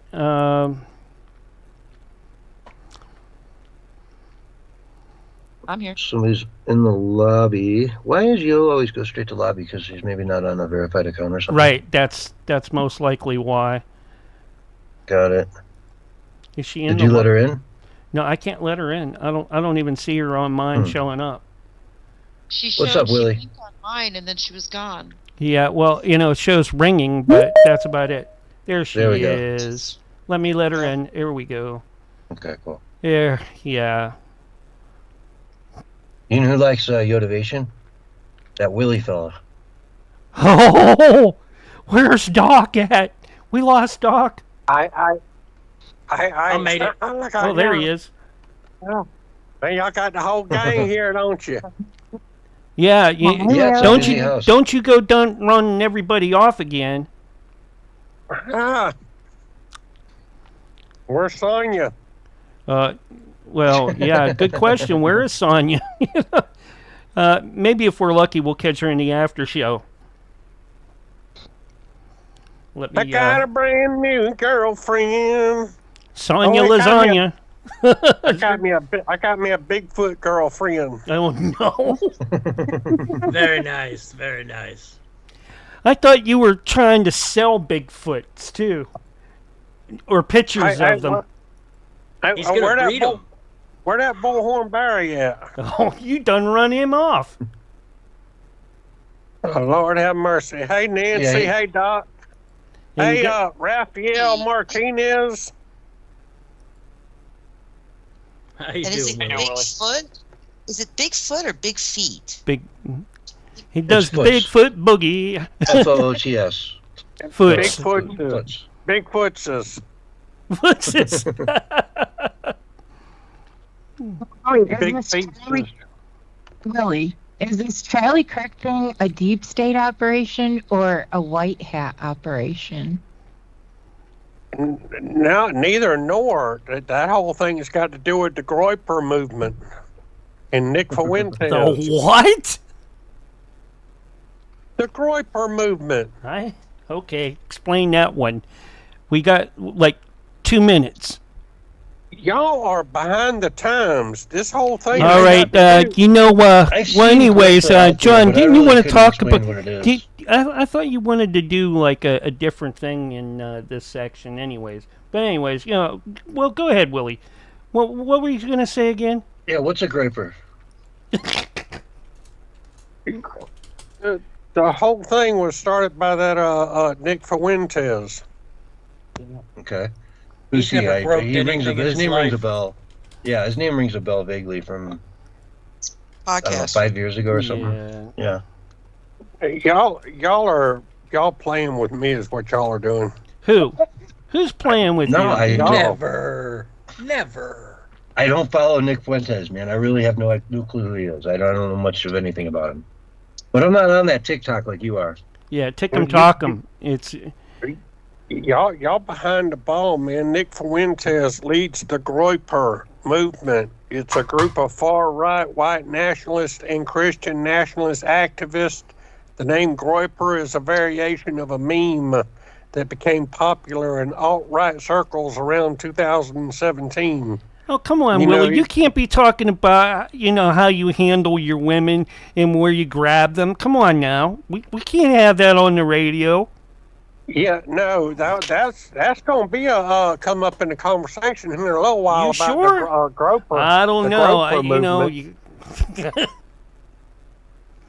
But we're talking about Groypers or gropers? Gropers. Yep. Tomato. The gropers or the gropers? No, y'all playing with me. Y'all don't know what a Groyper is. What? I think you're just saying it wrong. I know what a Groyper is. Somebody do you know? Who doesn't want to be touched. We just learned. Yeah, I don't know, man. It's your fringe, Willie. Your fringe. Yeah, dude. Y'all need to study up on it because this whole Tyler Robinson was a part of that movement. I just want to tell you, anyways. 30 seconds. You should fill us in, Willie. Y'all Googleize it. Groyper. We're going to be live here on the air in a second. Yeah, maybe.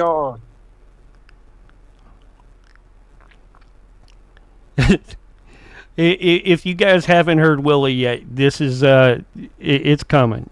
Here's your countdown: 5, 4, 3, 2, 1, and you're live and on the radio side right now. Hello, everyone, and welcome to Hour 2 of the Censorship Sucks Roundtable Radio Show for September 14, 2025. Having a good time tonight talking with our friends. We got a big group in here about what's going on in the world, talking about Charlie Kirk and his horrible passing, his assassination, his martyrdom, how he's sitting next to God right now with his martyr's crown, as Erica Kirk called it. And I don't know, having such a solemn, serious night, maybe it's time to bring in some Willie. Willie, you there? Yeah, hi, how y'all doing tonight? Come on. Hey. Well, we're mourning Charlie Kirk, so it's very, very solemn night. Yeah. Hey, I heard about all that, man. Hey, it's sad. It really, it's sad. It's bad, sad, man. But hey, look at him. I want to talk about some stuff. Hey, Yotivation Nation, y'all got Hey, Yotivation Nation. Oh, look at him. I miss me some Yotivation Nation. Y'all got, I'm shy. Y'all got all kind of folks in here, man. Hey, at Doc 69, hey, I need to talk to Doc 69 about some business ideas I got going on, man. And ask me about that rash you were telling me about. Yeah, I got business ideas, man. Hey, but Yotivation Nation, she's so pretty. She got a restraining order against me. Hey, for all y'all out there that don't know, my name is Willie Lee. I run Willie's Worm Farm down in Waldo, Florida, and Willie's Cricket Emporium up in Sandy Run, South Carolina, man. Hey, I sell worm hot dogs and pea jugs too. Hey, and I got all kind of enterprises and everything going on. Hey, I want to say hey to these other folks in here, man. Hey, Doc 69 and yes, sir, hey Willie. And hey, Nancy, and hey, Raphael. I didn't want to be rude. I just want to say hey to them folks, man. Hey, and John Galt, man. Hey, look at here, John. Hey, I got Yes, some sir. other stuff. I got some stuff I want to tell you too, man. Hey, but we got so much going on right here. Hey, here's what I want to know. Hey, Doc, look at here. Hey, Doc, I done come up with this idea, man. Hey, I done found out, man, I can sell dehydrated cricket tacos, man. Hey, because y'all know I sell cricket flour. Yeah, hey, cricket flour and worm hot dogs, man. Hey, all I need from you is probably about, it'll probably only take about $43.99, and I can print up some posters for these dehydrated cricket tacos and sell them side the highway. Look at, hey, they nutritious, man, nutritious, and I guarantee you, man, I'll give you. Now, if you're asking me for money. That's one of those things where I'm like, I don't know, because I mean, what kind of investment return am I looking at here, Will? Yeah, well, hey, if we do, I think your return will probably be about 10% in chicken jockey coin. I don't know about chicken jockey coin. I mean, if we could talk about maybe a bigger percentage, I mean, we might be talking, but I mean, now cricket tacos is a great idea, though. I mean, don't let me turn you down from the idea. Yeah, but no, it's not. No, it's not. Because see, you got to serve them in a soft shell, right? You don't put them in a hard taco, right? Because if you put them, it's crunch on crunch. It's too much crunch. I keep telling you that. No, it's hard shell, man. Hard shell. Hey, it's a soft shell. You got they cost more than they rip them up. Those dried out crickets, they rip up the soft shell, so you can't do either. That's why it's not a good idea, Willie. Now, look at him. Mr. Doc 69 here. I plan on making about $1 million off of it, man. Hey, $1 million, and you can get 1%. That's probably that'll give you $200. 1% of $1 million is probably about $200 what you can make off of it, man. And that's only for a $43 investment. Am I sending the contract over to Saul Goodman then? Yeah, hey, Saul Good's a crook, man. Saul Good is crooked as the day is long. I'm telling you, man. Well, he told me he's the guy doing all your contracts. Yeah, well, hey, but he ain't got to know. Hey, we ain't got to tell. We ain't got to tell Saul him. Okay. No, okay. He ain't got to know all my business. Willie, you know he listens to the radio show. You're announcing this on the air. Yeah, it's not a big secret. Well, and by the way, 1% of $1 million is 10,000. 10,000. Yeah, it's not $200. I don't know where you got $200 from. I think you just pulled that out of the sky. You know, I probably have to look at my math on that, man. Hey, but look at him. I'm telling you, man, there's all kind of other stuff going on in the news and everything else, man. Hey, but I got here's my biggest problem I got nowadays. I got Aunt Mama Lou. Aunt Mama Lou. Now, hey, for all y'all out there that don't know, Aunt Mama Lou, she used to be my sister. Then she was my mama, and then she became my wife. What happened is Daddy married Miss Dorothy from down there at the church, and Miss Dorothy had a daughter named Lou, and that made Lou my sister. But then Miss Dorothy, she got a case of the guy gone. So then Daddy married Lou, so that made Lou my mama. And then Daddy, he got a case of the guy gone, man. Hey, so I married Lou, and that made her my wife, man. And that's Aunt Mama Lou. And Aunt Mama Lou, I need to get Aunt Mama Lou on the phone because I got all kind of problems going on with Aunt Mama Lou's sisters, man. Hey, Aunt Mama Lou's sisters, here's what happened, man.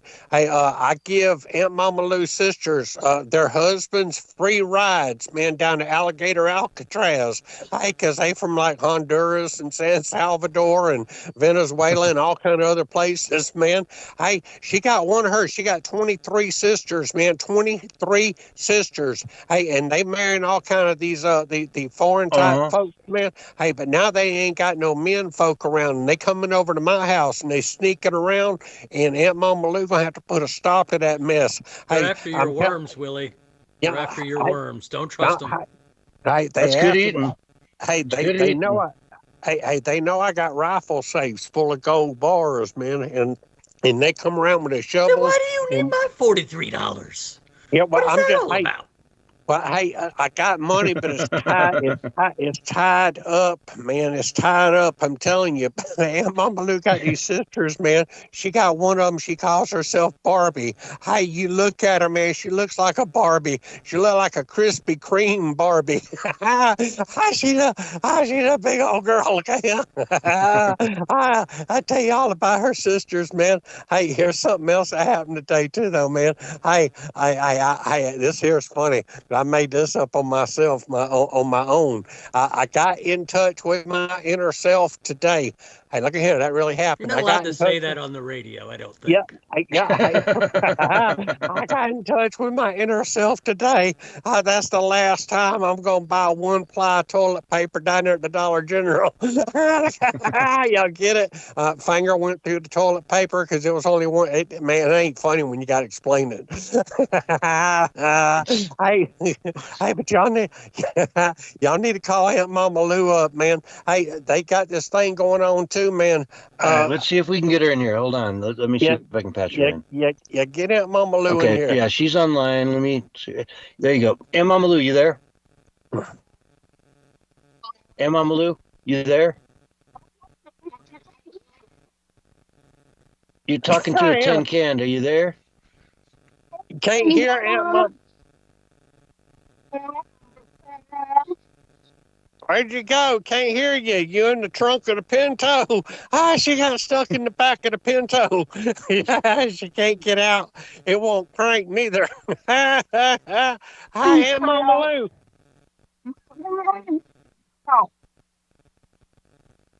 Yeah, she's stuck in the bottom of the back seat of the Pinto, I think. Maybe you should go help her out, Willie, or you can just laugh at her. I did laugh at her. Like I have. She's stuck. Aunt Mama Lou.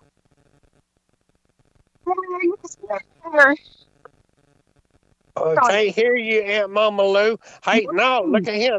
There's other stuff going on, man. It's called Groyper Wars, man. Hey, that's that whole thing got to do with Charlie Kirk, and it's called Groyper Wars, and it's got to do with something that started back in 2000s. Hey, I've been researcherizing this, man. Hey, and that's what this whole thing has got to do with a fella called Nick Fuentes, and he started this whole movement, man. Hey, and y'all research it. I ain't gonna get into it, and I don't want to talk a whole bunch of stuff and politics and everything else that's going on, but they got something else called a bunch of gropers too. They gropers, they walk around grabbing people. Hey, Yotivation Nation. Mama Lou's sister in that gropers group, aren't they? Yeah, that's what I was going to tell her, man. Them sisters come over wanting to grope on me and stuff. That's and what I thought. Gotta watch out. I need to put a stop to it. Hey, Aunt Mama Lou, are you there? Come on. Her connection's no good, Willie. You just heard her talking. I mean, she's there, but you can't hear her. She's muffled or talking in, like you said, the back of the Pinto. Something's going on. She got something going on, man. Hey, I'll tell y'all something else too, man. Hey, they got this whole Turning Point USA that Charlie Kirk was a part of, man. Hey, they have 18,000 new chapter requests, and that's up to 30,000 now. Oh, is it, man? Hey, I'm looking at this, and it said we had 9,000 college chapters and 1,100 high school chapters, and man, this thing is really growing, man. I'm telling you. Charlie said it was his, dream, his ultimate goal, if he could get one chapter in every high school across the country, and if those are all genuine, that could come true within, say, 5 days of his death or his murder, which would be just a miracle. It'd be a miracle. Let's put it that way. Yeah, but I'm gonna tell you, a genuine miracle. Hey, that Charlie Kirk was a great man. That's all there is to it. That's all I can say about that, man.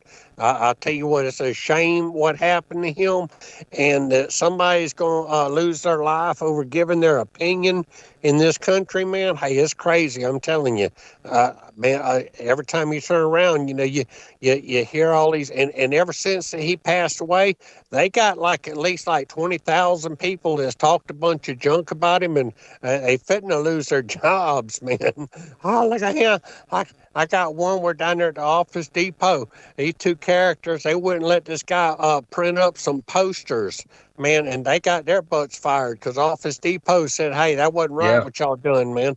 I don't know if y'all seen that too. Oh, yeah. There was the local chapter of one of the, maybe TPOSA, whatever, was doing a vigil in Michigan, and they ordered up some posters. When they went to pick them up, these blue-haired women just said, no, that's it, hate. We don't print hate. But then corporate came back, fired them, and made it good. And so, maybe they got a chance, maybe a little redemption there. But they're hiring some pretty nasty people that'll do that. Yeah, I looked at them two characters that turned them away, and you could tell that they was up to no good to start with. Yeah. I wonder where Aunt Mama Lou is. Well, she's in Waldo. Aunt Mama Lou, are you there still? You're still in the room. But you're Aunt not Mama seem Lou! to be coming through, and Willie won't give it up. So, do you want to try again? Hey.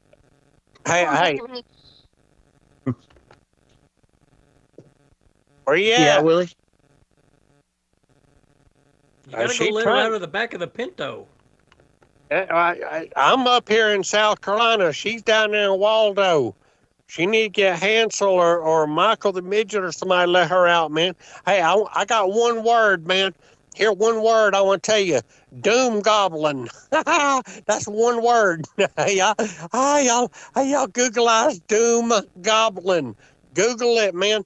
No, I'm not going to look that up, Willie. I'm not looking that up. Willie, what are you telling people? I don't know what that is. So if Doc says don't look it up, what are you doing, man? People don't look that up. Don't look it up. Hey, y'all, everybody in Radio Land, y'all Google Doom Goblin. I mean, I thought you were just talking about Greta Thunberg at first. Yeah. Is there more to it than that? Yeah, no, y'all Google Doom Goblin and Greta Thunberg comes up, man. She got a flotilla. They got some more tacos, man. They need to take some of my cricket tacos with them. They got some more tacos and some water. And they put them on a boat, and she called herself got another flotilla in the Gaza. Hey, last time they tried it, they set fire to their own boats and said it was drones that hit them. They said, we got hit by drones. No, they didn't get hit by drones. They set fire to their own boat. Hey, she ain't nothing. They got organizers say that the flotilla now includes more than 40,000 vessels, carrying up to 700 activists from more than 40 countries. Imagine that smell. Yeah, they got them a load of tacos and water. Hey, man, that ain't nothing but her just trying to get some fame and fortune, man, because she gets paid every time she gets in the news. Hey, but hey, look, hey, Doc, hey, I got another idea, man. Hey, here's what I want to do. I don't know how much it's going to cost, but I need to meet up with you, man, and we need to talk finances. Hey, that Nancy might have some money too. Hey, Nancy. Yes. Hey, Nancy. Hey, look, you got money? Yeah, look at Nancy. Here's what we're going to do. Hey, all I need is a little bit of, we can talk, another time about finances and exactly how much I'm going to need, but I got me another idea. What we're going to do is we're going to cross-breed mosquitoes and lightning bugs, man. Hey, that way at least when the mosquitoes come, we can see them coming. Look at him. Hey, that's an idea, man. Nancy, don't you dare let him around your property. He will take all your turkeys and their eggs. Well, I can tell you. He's a turkey thief. I'm telling you. He's done it on shows before. Hey, Mark, won't you be quiet and let her talk, man? In Florida, our mosquitoes don't need to be bred with lightning bugs because they're already larger than lightning bugs. So cannot miss mosquitoes in the state of Florida. That's for sure. Oh, that's a state bird. Hey, they big ones too, man. They got genetically modified bird.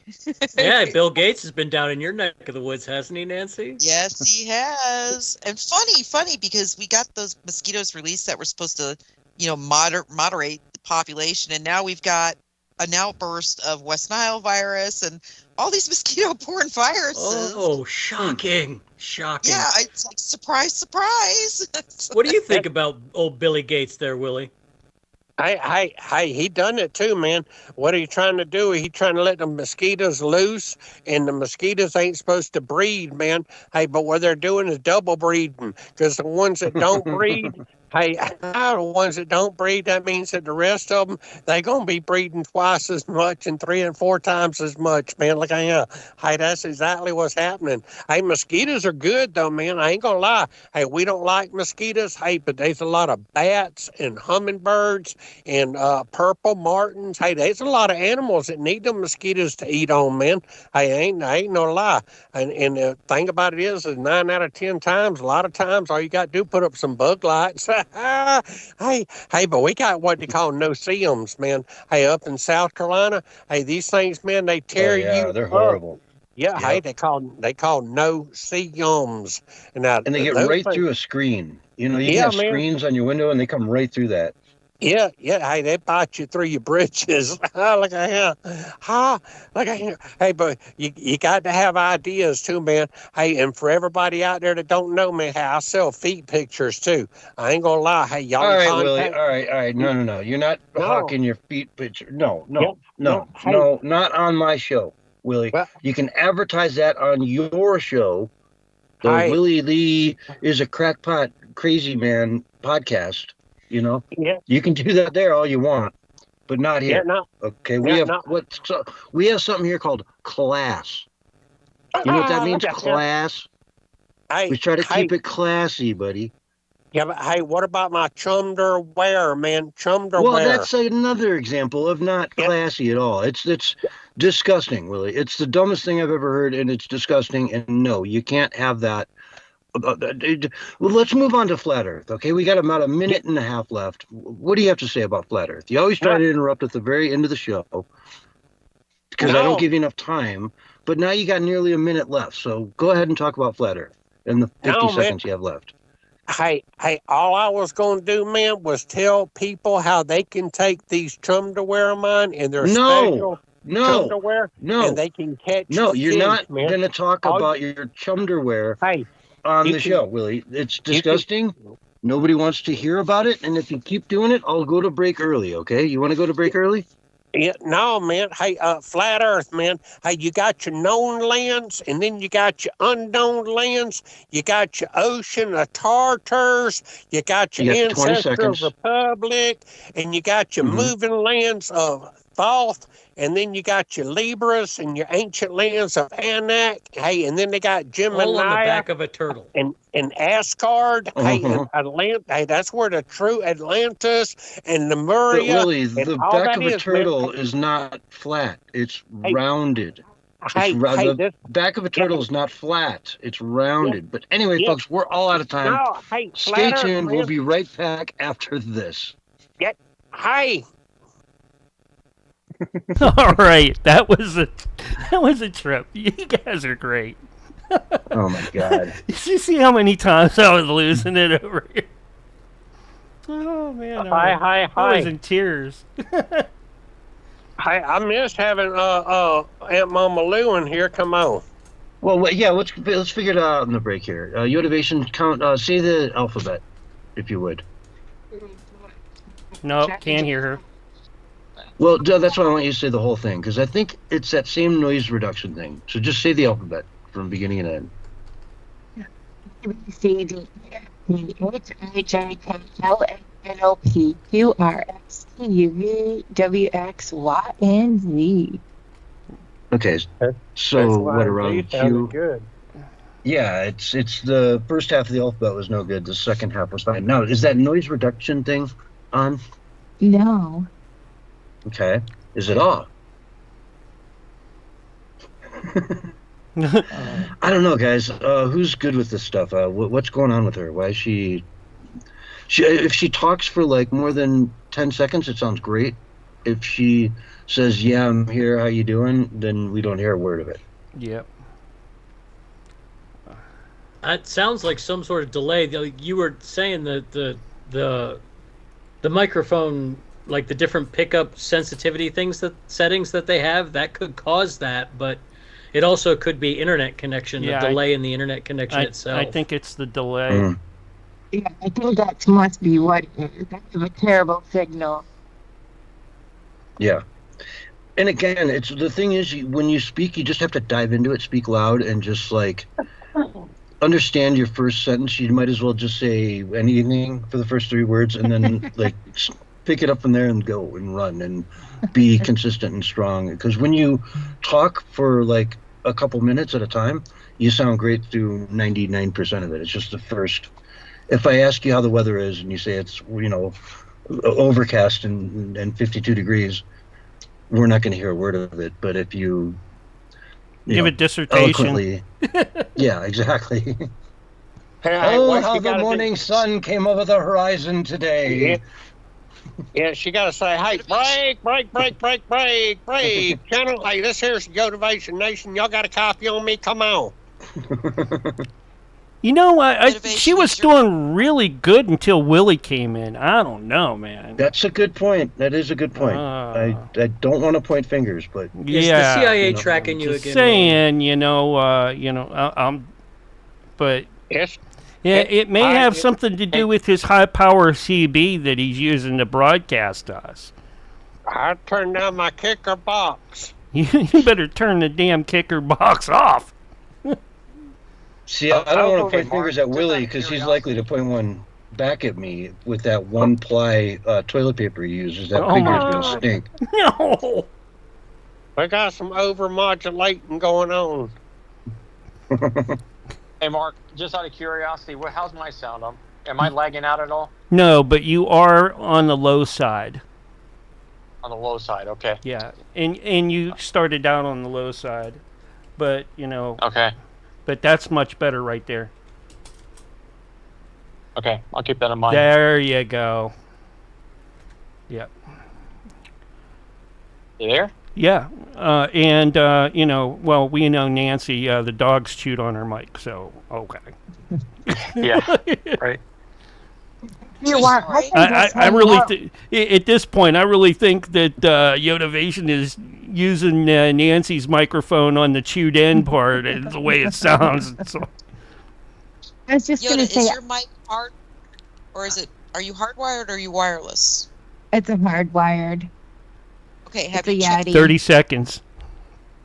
But I was going to say, you can just leave me out of the last segment. I'll come back in at the after show. That way I don't ruin see, the now show you're with the bad perfect. You audio. sound so good right now. I hate to even hear that. Now you're great. I don't know. What happened? It has to be the internet, guys. And it's wavy. That's so unpredictable. Look out. Here comes right your now, countdown. Perfect. 5, 4, 3, 2, 1. And you are live and back on the radio side right now.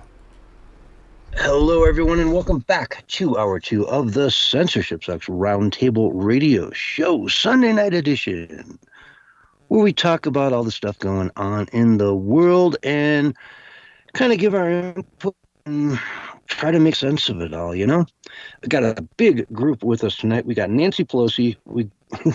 Lynetta. Oh my God. Oh, what? I quit. Who? Right there. Ouch. No, I know. Oh my God. That was like the biggest blunder of my career, I think. Nancy Lynetta. No. How are you doing, Nancy? I'm doing well. No, I'm doing well. All right. What stock should I buy right now? Tell me. Oh God, right. I wouldn't touch anything on the market right now. Since we got you here, what stock should I buy, right? We've got Doc in the house. We've got Nancy's husband, Raphael. And we've got Yotivation as well, and I think she's going to do just fine. She's a little apprehensive about her microphone, but there it is. Now let's dive into some other news because we talked so much about Charlie in the first hour and, focused on kind of the state of the nation and how to heal. But over the weekend in England and in many other countries around the world, there were big, especially in England, a massive rally right in the heart of London for Tommy Robinson and uniting the kingdom. Unite the kingdom. For the people who are sick of the fact that they're losing their countries. The people who are just like, hey, none of us voted for this. What's going on? You go into London. It is 30% white British. Right? If you go take a DNA, ancestry thing, and you just come back, I saw the Lotus Eaters. A bunch of them did the ancestry thing, and they were just like across the board England. It was just which part, a little bit of Wales, a little bit of this, a little bit of that. I'm sorry, not England, the British Isles, the UK. And so they were native to that island, islanders, It is being lost. And over the weekend, Unite the UK had a massive rally with millions of people showing up there and millions upon millions of people watching online. I mean, it was huge. It was the largest rally that the UK has seen, maybe the world has seen, for free speech, for uniting under the banner of, hey, we own this island. It is our heritage. We want it. We don't want to give it away to the world and become minorities on this island and then have nowhere to go. Have nowhere to go except for, Iceland? Denmark? Not Denmark. I mean, Denmark's right in the whole thing. Iceland, Finland. I don't know. You have to, where's the next safe haven for white Christian people if you're going to lose England and you're going to give up England? Where do Englanders go? Where do the British go if they lose their country? So I don't know. Who just said wow? No, I'm sorry. That was my fault. Oh, no, I want to give the mic to, if you're that, if I'm inspiring you, I kind of want to pass off the mic to you to say, what just happened over this weekend was massive. And I think it was a beautiful thing. There were some Antifa out there that showed up, of course. There were a bunch of paid protesters with their, carbon copy banners they've been holding for the last 6 months that are identical, that just get printed up in mass. And they all caused havoc. They all caused chaos. They wanted to paint this thing as some horrible racist event when really it's just the English fighting for England to keep it English. It's as if France has no right to France. As if the French people have no right to France. The German people have no right to Germany. The Portuguese have absolutely no right to Portugal. It should be an international country that is literally has a border pretty much with Morocco and Africa that they're talking about building a bridge. How many people can walk across that bridge? Is it just going to be a one-way pedestrian bridge? You know what I'm saying? It's incredible. So I don't know who wants to pick up the mic here. Raphael, go for it. No, you're absolutely right. I mean, we've been pushed down this road for globalization for so long that we've forgotten what it was to be nationalists. Again, they want to break up any sort of national identity, anything that will bring people together, even to the family nuclear unit. They cannot restructure the world as they see fit if people are unified in any way, shape, or form. They have to weaken those social structures in order to get what they want, to push things the way they want. In America, it is different because we are a sort of melting pot of different cultures. It all melts into one, sort of culture. the American history, the American, you know, cinema and everything that we've added to the world from music and whatnot to form our culture. It exists. You know, America has a culture, but it is a more dynamic and fluid one than, say, Germany or Italy or Greece. You know, you're Greek, right? You are a proud Greek. You're always going to be Greek. You're Greek. You're Greek. You know, Italian. It's your blood. You're Italian. Spanish. You name it. They have these really defined. Okay, so we're more fluid, and I'm cool with that. Does it always have to be majority white? Not necessarily in America, because it can be more fluid. It is more of a melting pot, an experiment of freedom and, you know, rule of law and structure with freedom at its core. So I don't know, man. I'm getting piped up here. Doc, what do you think, man? Are you as hyped up as I am about, like, just this was a fabulous thing that happened in the UK this weekend, and we need more of it in the world? Absolutely. I think this is finally Europe having their 2015 escalator moment. It's about time. They've been pushed around. They've been pushed down ever since Brexit. They've been pretty much the English people, the Welsh, the actual English, the actual Irish, the Scots. They've been pushed down by their government in favor of this imported class of people that are essentially there just to take from them and to diminish the capacity of the empire, almost a shaming ritual, if you will.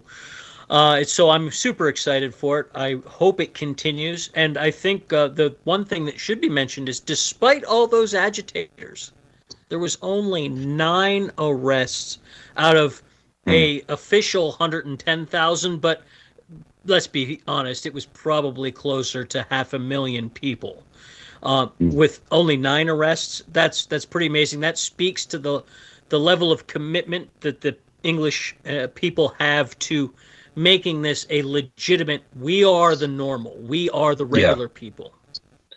No masks, no weapons, no violence, you know, nothing came out of, I mean, you know, again, I'll say nothing came out of it. England, there's a lot of tough people in England, right? There's a lot of people that are the soccer hooligan sort of stereotypes that are going to, you know, be in these groups that, hey, they're a tough guy. If you mess with them, you know, you're going to mess with the wrong guy and you're going to get punched. But for the most part, everybody came out very, very peacefully. Very peacefully. And I'm not the guy from CNN saying, you know, so some fires, but it was mostly peaceful, a little fiery. You know, I'm saying this was legitimately, like you said as well, a very peaceful thing. Nancy, is it good to see this occurring? Like, what's it going to take for Europe to wake up, for England to wake up? I think they're already awake. I mean, I do have Mark Edworthy on my panel on my show. It's in England. And I can tell you that, you know, it's funny because sometimes we try to bait him into conversation, which is now outlawed over there. But they are English citizens themselves are well aware of the issue. And people have to understand, too, because they automatically glitch to this fallback of when you talk about England, when you talk about the States, Germany, they automatically go to Aryan, white. You know, they don't understand that the English have integrated just kind of like the States have. They have a large mixed population, too. But what is coming in now, it's not about your race. It's literally about the culture, where they're being inundated with a culture that has values that do not match. And it was funny because I've teased Mark about that. I was like, well, welcome to the United States. You know, y'all have finally joined the party here, you know, because England was very good about putting down Americans with our border issues and how we handled it. But now I think the way the border is being handled now in the States is one of the reasons for that protest. I really do, because they're seeing how successful it is. How easy it is. Well, exactly. Just stick to your guns. It's real easy. Yep. And don't, you know, flesh it out. But for now, because there is a huge national security risk here in the United States. I mean, get rid of them. If they were trying to go through the process to become legal, that's fine. You get a chance to reapply. But because they let so many in here, yeah, we don't have a choice. We have to get rid of what's here. And England is seeing the same problem. You know, and they finally stood up. And actually, France is standing up.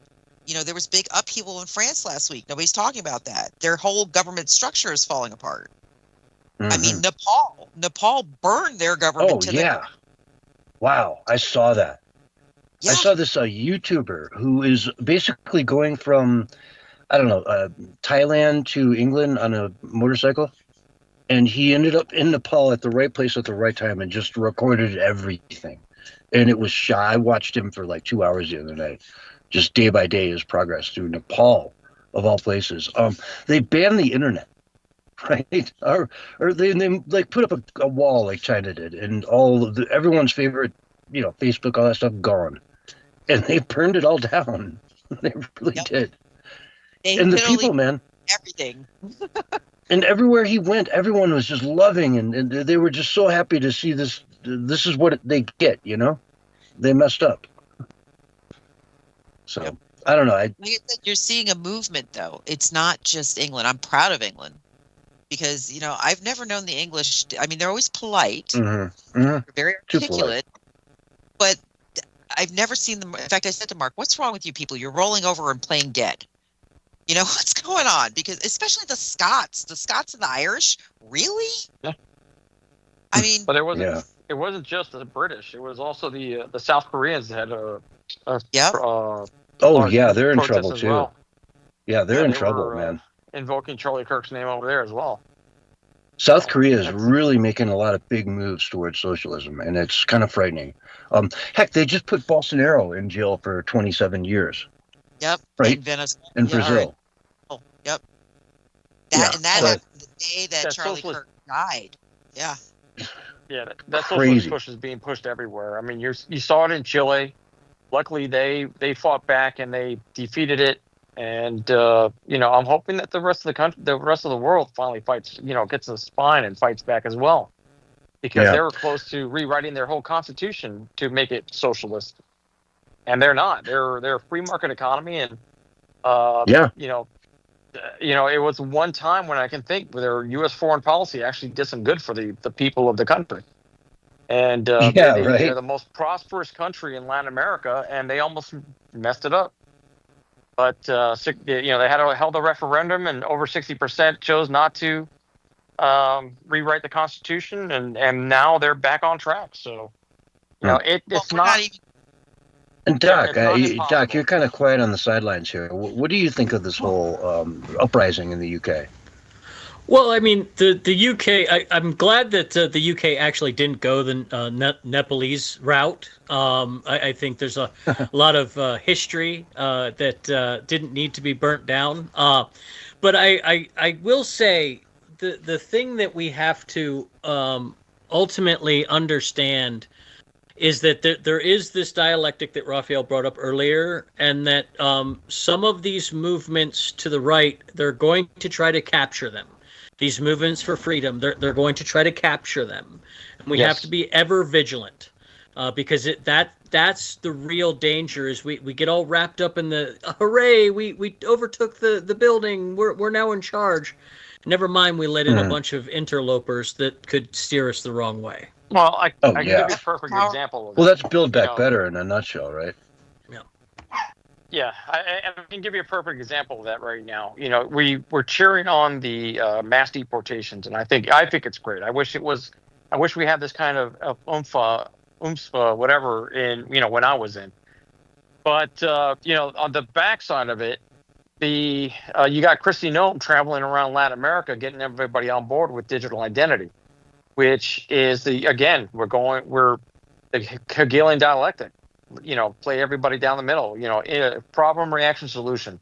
They let the aliens in, they get everybody riled up, they push for enforcement, and they push through the universal digital ID. And it's not going to be just the United States; it's going to be global. And that's the danger. You know, we went left and then we went right, and we think that there's a solution, but they're completing the construction of the digital prison that we're going to be left in. Yeah, and Doc, that guess is what? something. They're going to put it all on the blockchains, right? So it'll be, very safe.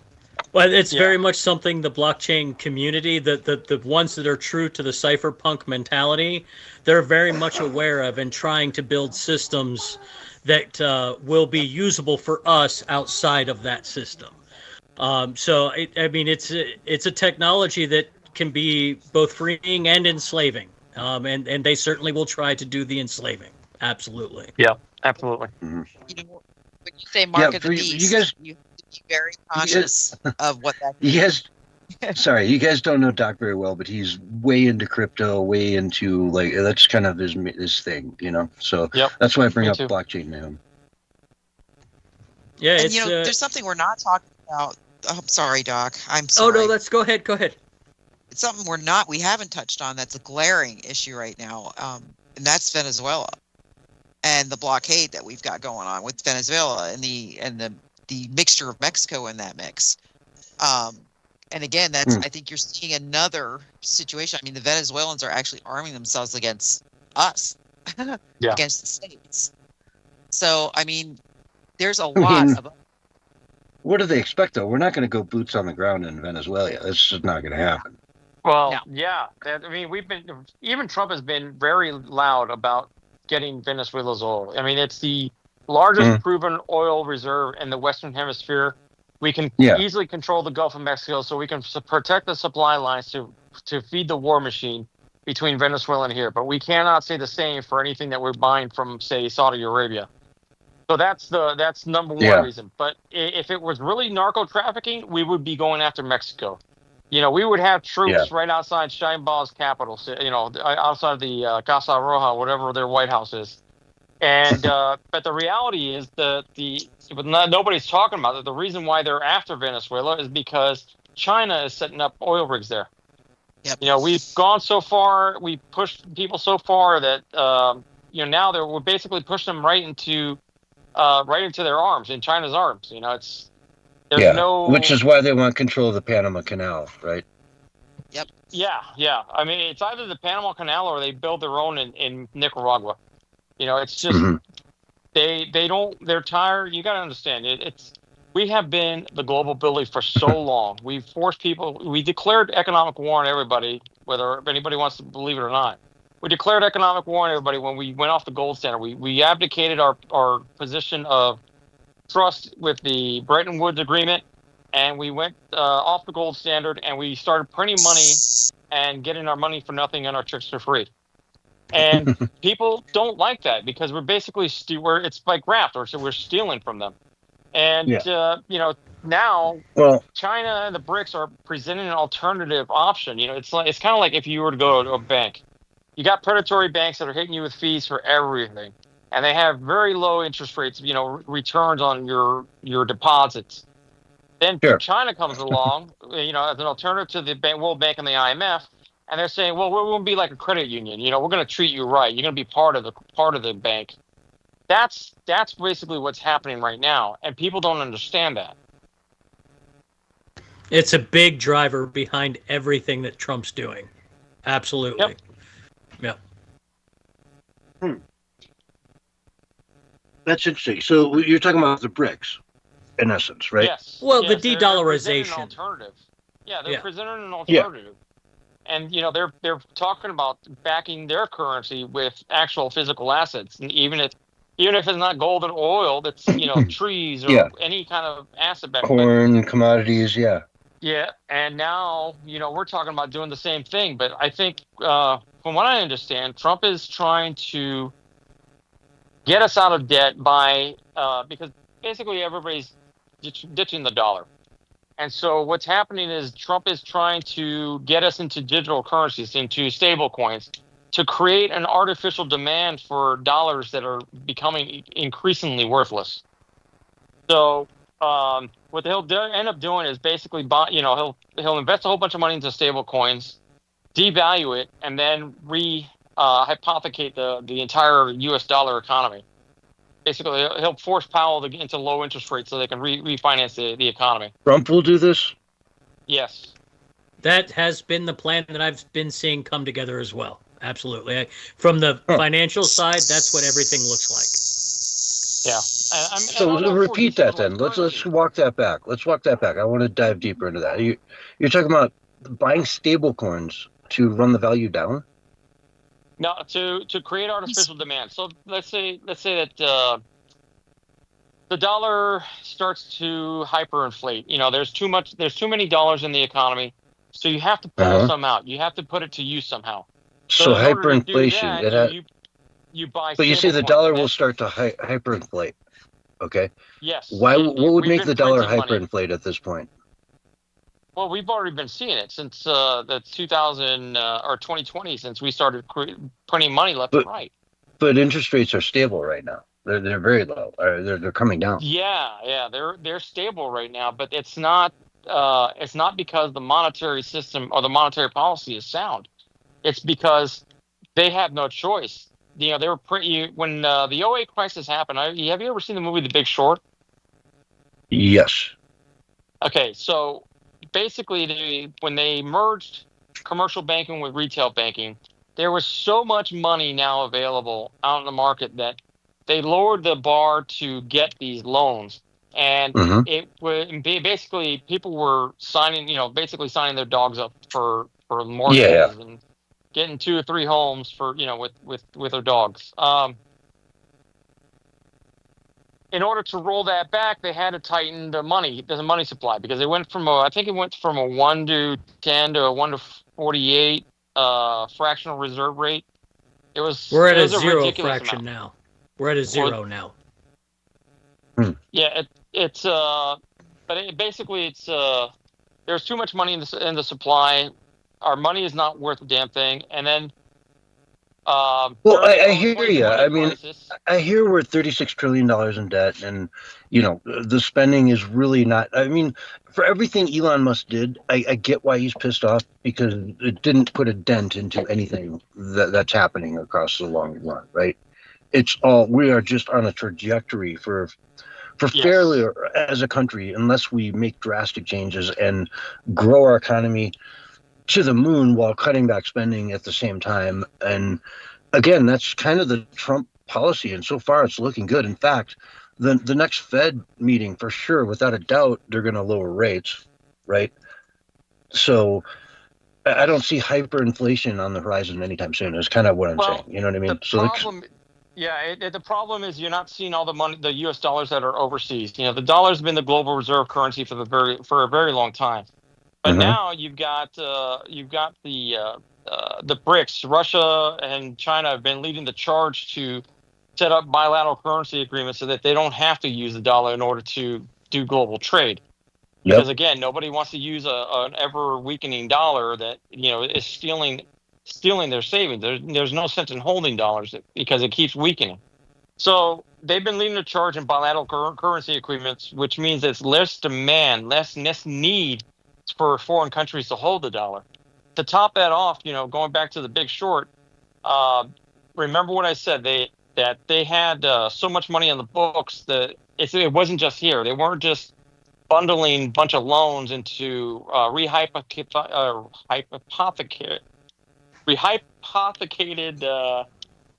assets. Basically they're securitizing their books with they were making liabilities. derivatives. They were pulling a bunch of mortgages into a fund and then slapping a AA rating on it, even though a lot of these were not AA. They were just all over the map. There were a lot of risk in there. In the movie, he goes out to these communities and starts looking at these houses, and he talks to a stripper who has 4 houses. And then he talks to the mortgage broker who's writing the deals, and they're all driving Porsches, living the big life.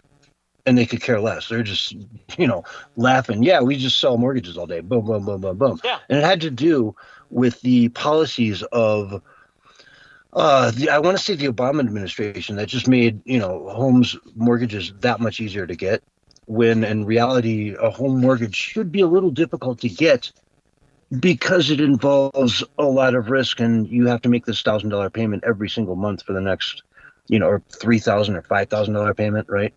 For the next 30 years, for 20 years, and so much of it too had to do with the variable interest rate loans, where it just or umbrella loans or balloon loans. You know, it was the policies that were in place were absolutely asinine. They sounded good on paper. Yep. The road to hell is paved with good intentions, and the good intentions that went into that bill were, you know, the people that wrote it thought, hey, we're doing good. We finally got power in the country. We finally got let's do this. And it screwed everyone over. And several, brokerage firms dissolved the next day. Yep. I want to say Bear Stearns was gone. Big establishments that were well respected just disappeared overnight. The bailout on top of all the money that was sucked into it. Oh well, yeah. There you go. I mean, exactly. And quantitative easing after that. Yep. See, I think Trump is actually running a parallel economy right now, and I think that is the master plan. I think he knows that dollars tank. With 90 seconds left in the show, let's bring up the parallel economy. You make a good point, but my lord. I know, Mark, can we get 3 more hours tonight? Anyway. All right, Nancy. Yeah, let's I guess let's wrap it up here, man. Folks, it's been great. Nancy, where can people find you? You guys can find me on Facebook. I'm under Nancy Planetta, my full name, or Wiccan Vixen. You can look me up on Telegram. I'm Wiccan Vixen. On X, I am Rider on the Storm. Uh-huh. And here, you can catch the Vixen's Vault every Sunday or every Wednesday evening at 9 p.m. Eastern Standard Time. Right here on this station, folks. Right here. Correct. Doc, where can people find you? I am all over the social media verse, Twitter, Minds, Rumble, YouTube, at Doctor420. You can find me there. I'm around. Awesome. What about you, Raphael? Well, actually, we just got the Vixen's Vault website up and running. You can find both of our socials all over on the About Us page at thevixensvault.com. And Vixensvault.com. Yeah, my Facebook, my Twitter, Sweet. So on and so forth.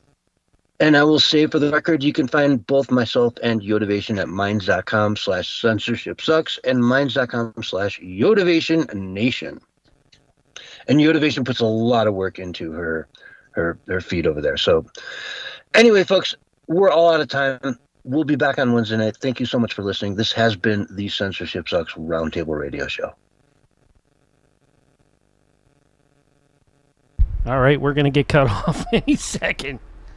Right. All right. Oh, in the room? Yeah, the room. That's what I was worried about. I'm like, okay. Have a Well, good when we one. do get cut off, I'm going to bring this room right back for the All right, Doc. after show. Thanks. All right? Yep. Good night, guys. Cool. Night. All right. Hold on.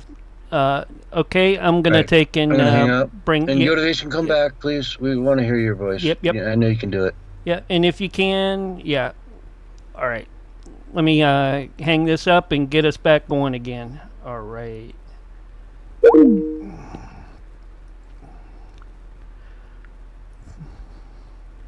Stay tuned for the after show of the Censorship Sucks Roundtable Radio Show, Sunday edition. That's right.